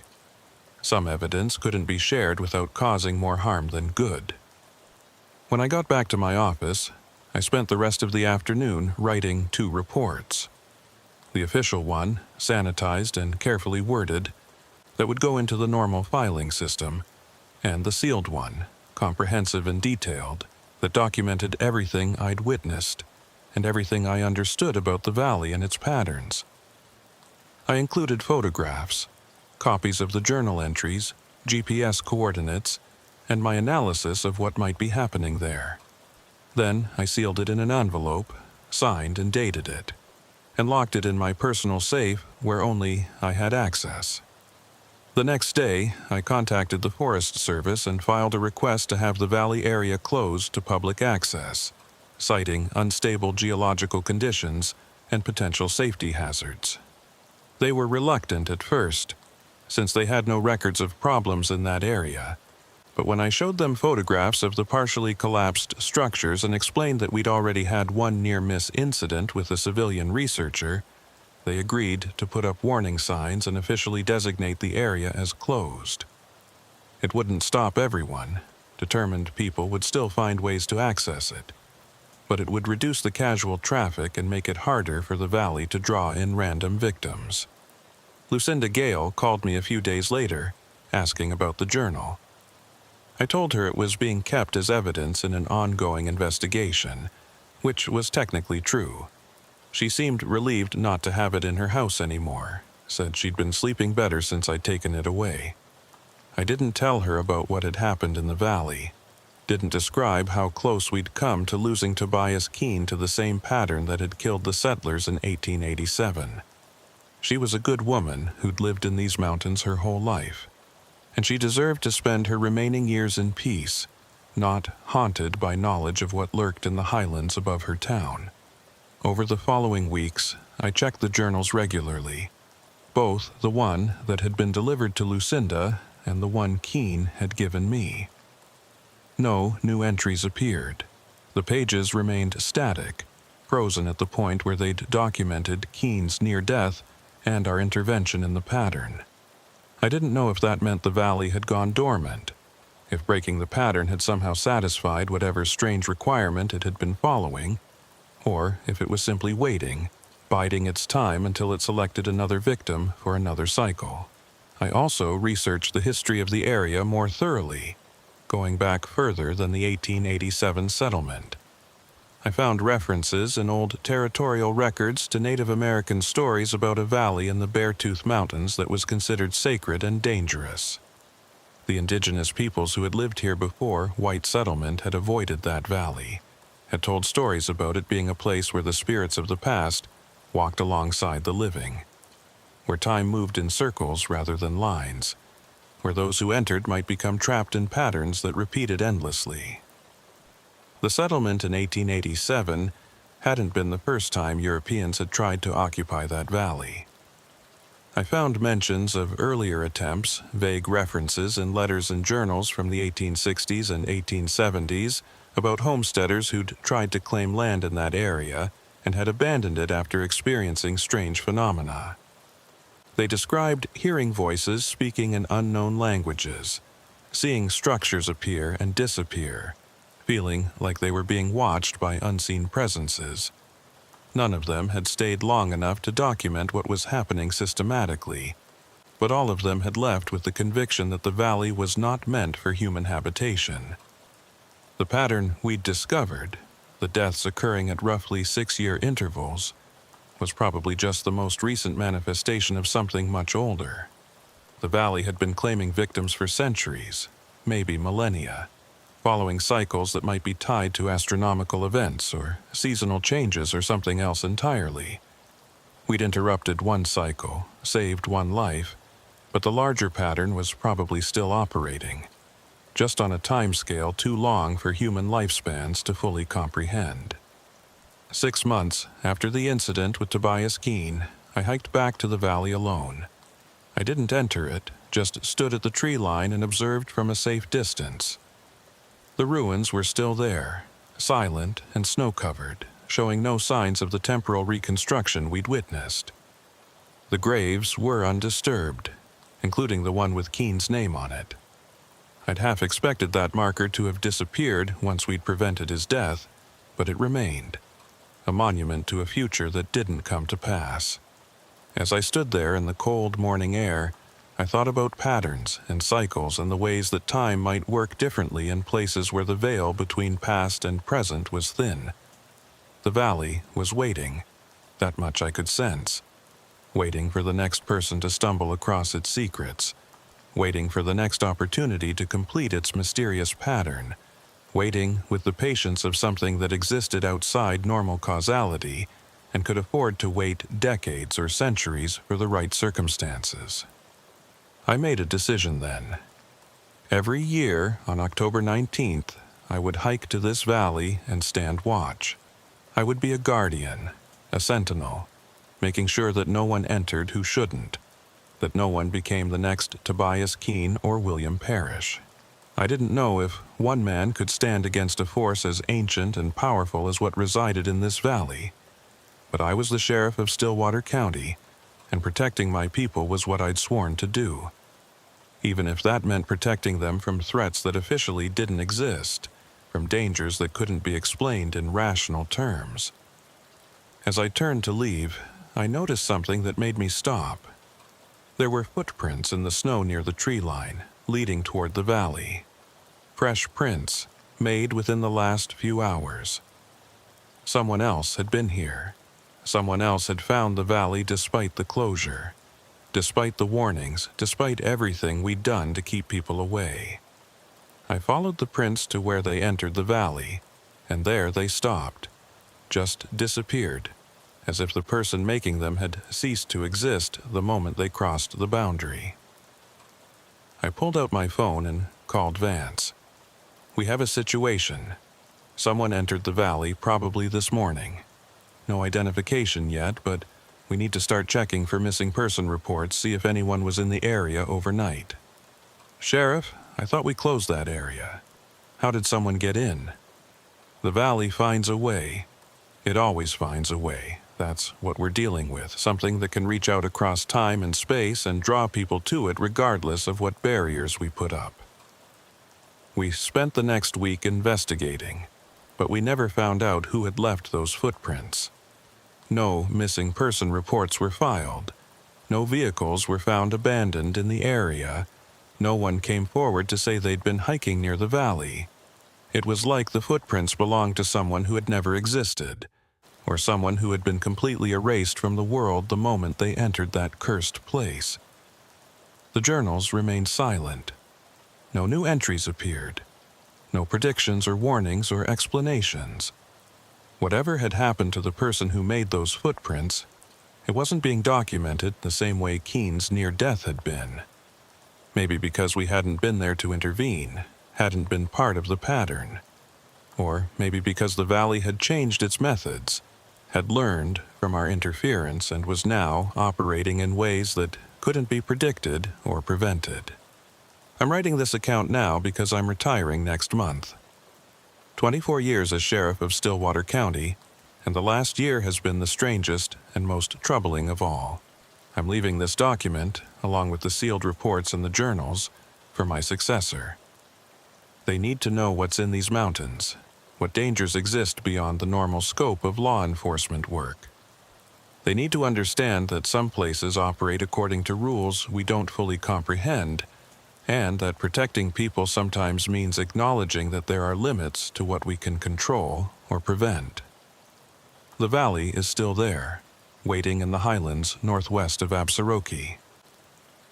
It will probably be there long after I'm gone, long after everyone who knows its secrets has died. It follows patterns we can barely perceive, serves purposes we can't fathom, and claims victims according to cycles that might stretch back to the beginning of human presence in these mountains. I saved Tobias Keene, broke the pattern that should have claimed him, but I don't know if that was a victory or just a temporary disruption of something inevitable. To whoever reads this, be cautious, be vigilant. Watch for signs that the valley is reaching out again, drawing someone in with journals or dreams or promises of discovery. And if you find yourself investigating a historical settlement in those mountains, if you see a grave marker with tomorrow's date, if you witness time moving in ways it shouldn't, remember that some patterns are older and stronger than human will. Sometimes the best we can do is bear witness, document what we've seen, and hope that our knowledge will help the next person who stands between the valley and its next victim.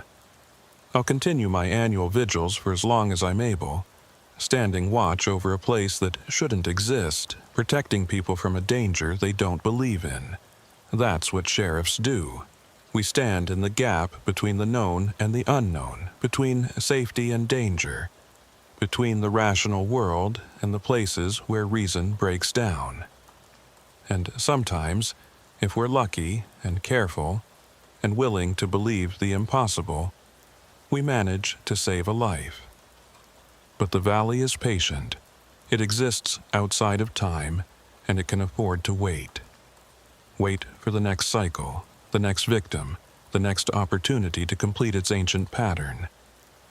And when that time comes, I hope whoever wears this badge will be ready, will believe the warnings, will trust the evidence of the journals, will do whatever it takes to keep someone else from becoming another name on another grave marker dated for tomorrow.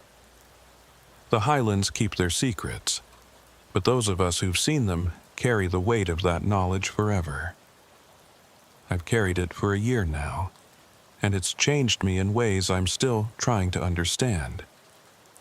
Made me see time differently, made me question the solidity of the present, made me aware that history isn't as fixed as we like to believe. The past reaches out to touch the future in that valley, and sometimes those touches are fatal. I leave this warning and this testimony for whoever comes after me. Believe the impossible. Trust the evidence even when it defies explanation. And never, ever underestimate the power of patterns that have been running for longer than recorded history. The valley is waiting, and it will always be waiting, patient and aware and utterly alien to human understanding. May whoever reads this have the wisdom to heed the warning, and the strength to stand against forces that should not exist.